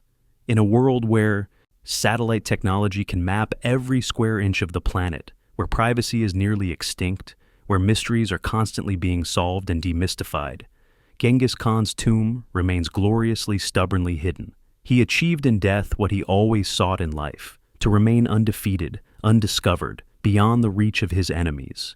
Genghis Khan conquered half the known world, but in death, he achieved something even more remarkable. He disappeared completely. The legacy that changed everything. Genghis Khan died in 1227, but the empire he created continued to expand for decades after his death, eventually becoming the largest contiguous land empire in human history. At its peak, the Mongol Empire stretched from the Pacific Ocean to Eastern Europe, from Siberia to Southeast Asia, encompassing roughly 24 million square kilometers, about 16% of Earth's total land area. But empires built by conquest rarely survive the death of their founders intact. The question facing the Mongols after Genghis Khan's death was simple: who inherits the world? Genghis Khan had 4 sons from his marriage to Birta: Yochi, Chagatai, Ogadai, and Tolui. Remember Jochi, the son whose paternity was always questioned. Those doubts poisoned his relationship with his brothers, particularly Chagatai, who openly questioned whether Jochi deserved any inheritance at all. The tension between them grew so intense that Genghis Khan himself intervened, warning them that if they continued fighting, the empire would tear itself apart after his death. Genghis Khan chose Ogadai as his successor, the 3rd son, specifically because he seemed to be the best administrator, the most balanced personality, the one most likely to hold the empire together. Jochi died shortly before Genghis Khan, possibly from illness, possibly from poison. The historical record is unclear. Chagatai received Central Asia. Tolui, the youngest, received the Mongolian heartland, considered the spiritual center of the empire, even though it was economically the poorest region. Ogedei became the great Khan and proved to be a capable ruler. Under his leadership, the Mongol conquests continued. His armies conquered more of China, invaded Korea, pushed deeper into Persia, and launched a massive campaign into Europe that terrified the Christian kingdoms. In 1241, Mongol armies under generals Batu and Subutai invaded Poland and Hungary simultaneously. They crushed Polish forces at the Battle of Legnica, destroyed the Hungarian army at the Battle of Mohi, and were poised to continue west toward Vienna, possibly Paris, possibly even reaching the Atlantic coast. And then Ogedei Khan died in Mongolia. The Mongol armies immediately stopped their western advance, turned around, and rode back to Mongolia for the Kurultai to elect the next great Khan. European kingdoms, which had been preparing for their apocalypse, suddenly found themselves saved by pure chance. If Ogedei had lived another 5 years, Mongol armies might have conquered Western Europe. The entire history of Christianity, the Renaissance, the Enlightenment, all of it might never have happened. The Mongol Empire continued to expand under subsequent Khans, but it also began to fragment. Genghis Khan's grandson, Kublai Khan, became the Great Khan and completed the conquest of China, establishing the Yuan dynasty. He was sophisticated, educated, a patron of arts and sciences. He built a magnificent capital at what would become Beijing. He welcomed Marco Polo and other foreign visitors to his court. Under Kublai Khan, China experienced a golden age of trade and cultural exchange. But Kublai's cousins who ruled other parts of the empire increasingly ignored his authority. The Golden Horde in Russia operated independently. The Ilkhanate in Persia went its own way. The Chagatai Khanate in Central Asia pursued its own interests. The unified Mongol Empire that Genghis Khan had built was transforming into a collection of related but separate kingdoms. Over the next century, these separate Mongol kingdoms slowly declined. The Yuan dynasty in China was overthrown by the Ming dynasty in 1368. The Ilkhanate in Persia collapsed into civil war and was eventually absorbed by other powers. The Golden Horde fragmented into smaller khanates that were conquered by the growing Russian state. The Chagatai Khanate split and was eventually overtaken by Timur, who claimed to be restoring Genghis Khan's empire, but really just created his own. By the 1500s, the Mongol Empire as a political entity no longer existed, but its legacy was everywhere. The modern borders of Russia, China, Iran, and much of Central Asia were fundamentally shaped by Mongol conquests. When the Russian Empire expanded eastward, it was reclaiming territories that had been under Mongol rule. When China defines its territorial claims today, particularly regarding regions like Tibet, Xinjiang, and Inner Mongolia, it's often referencing borders established during the Yuan dynasty. The genetic legacy is staggering. Remember those 16 million men descended from Genghis Khan and his close male relatives? That's just through the male line. The total number of people with some Mongol ancestry is far higher, potentially hundreds of millions across Asia, the Middle East, and Eastern Europe. But genetics are just biology.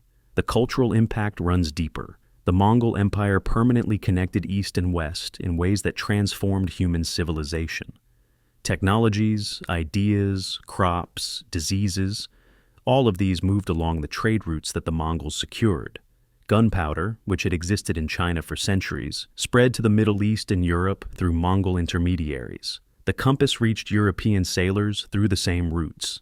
Printing technology followed similar paths.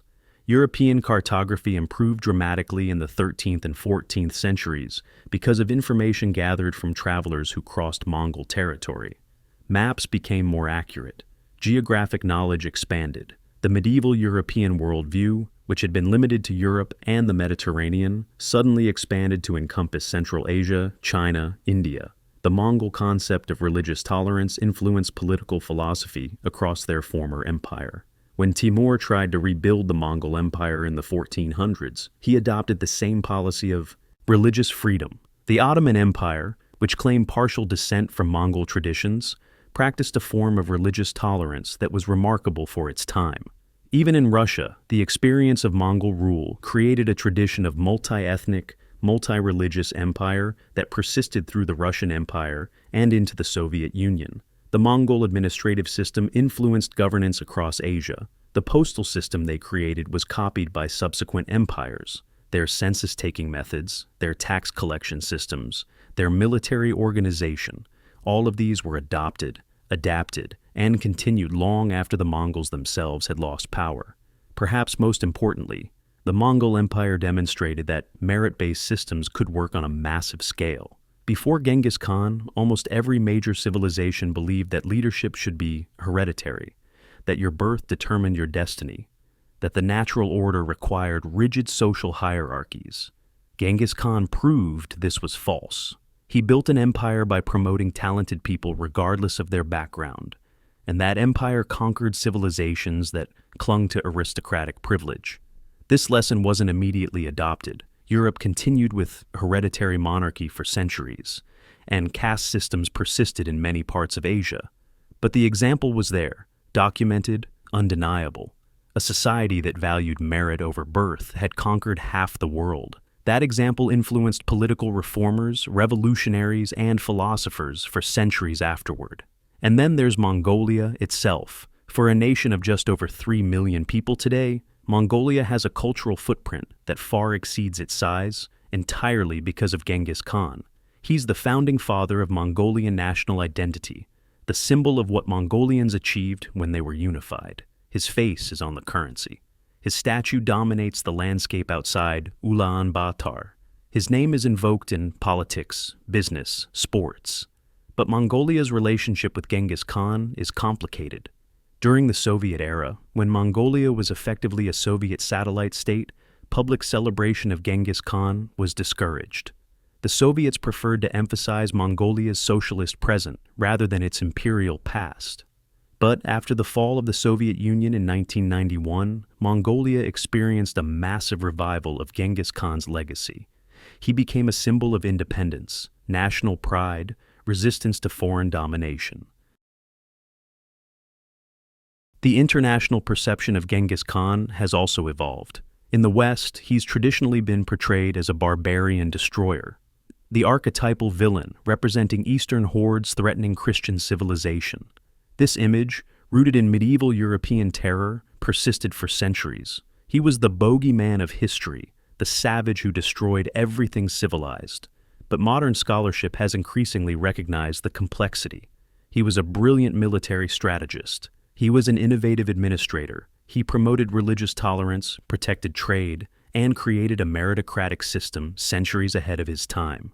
The violence he employed, while horrific, was typical of medieval warfare. He was just more successful at it than his contemporaries.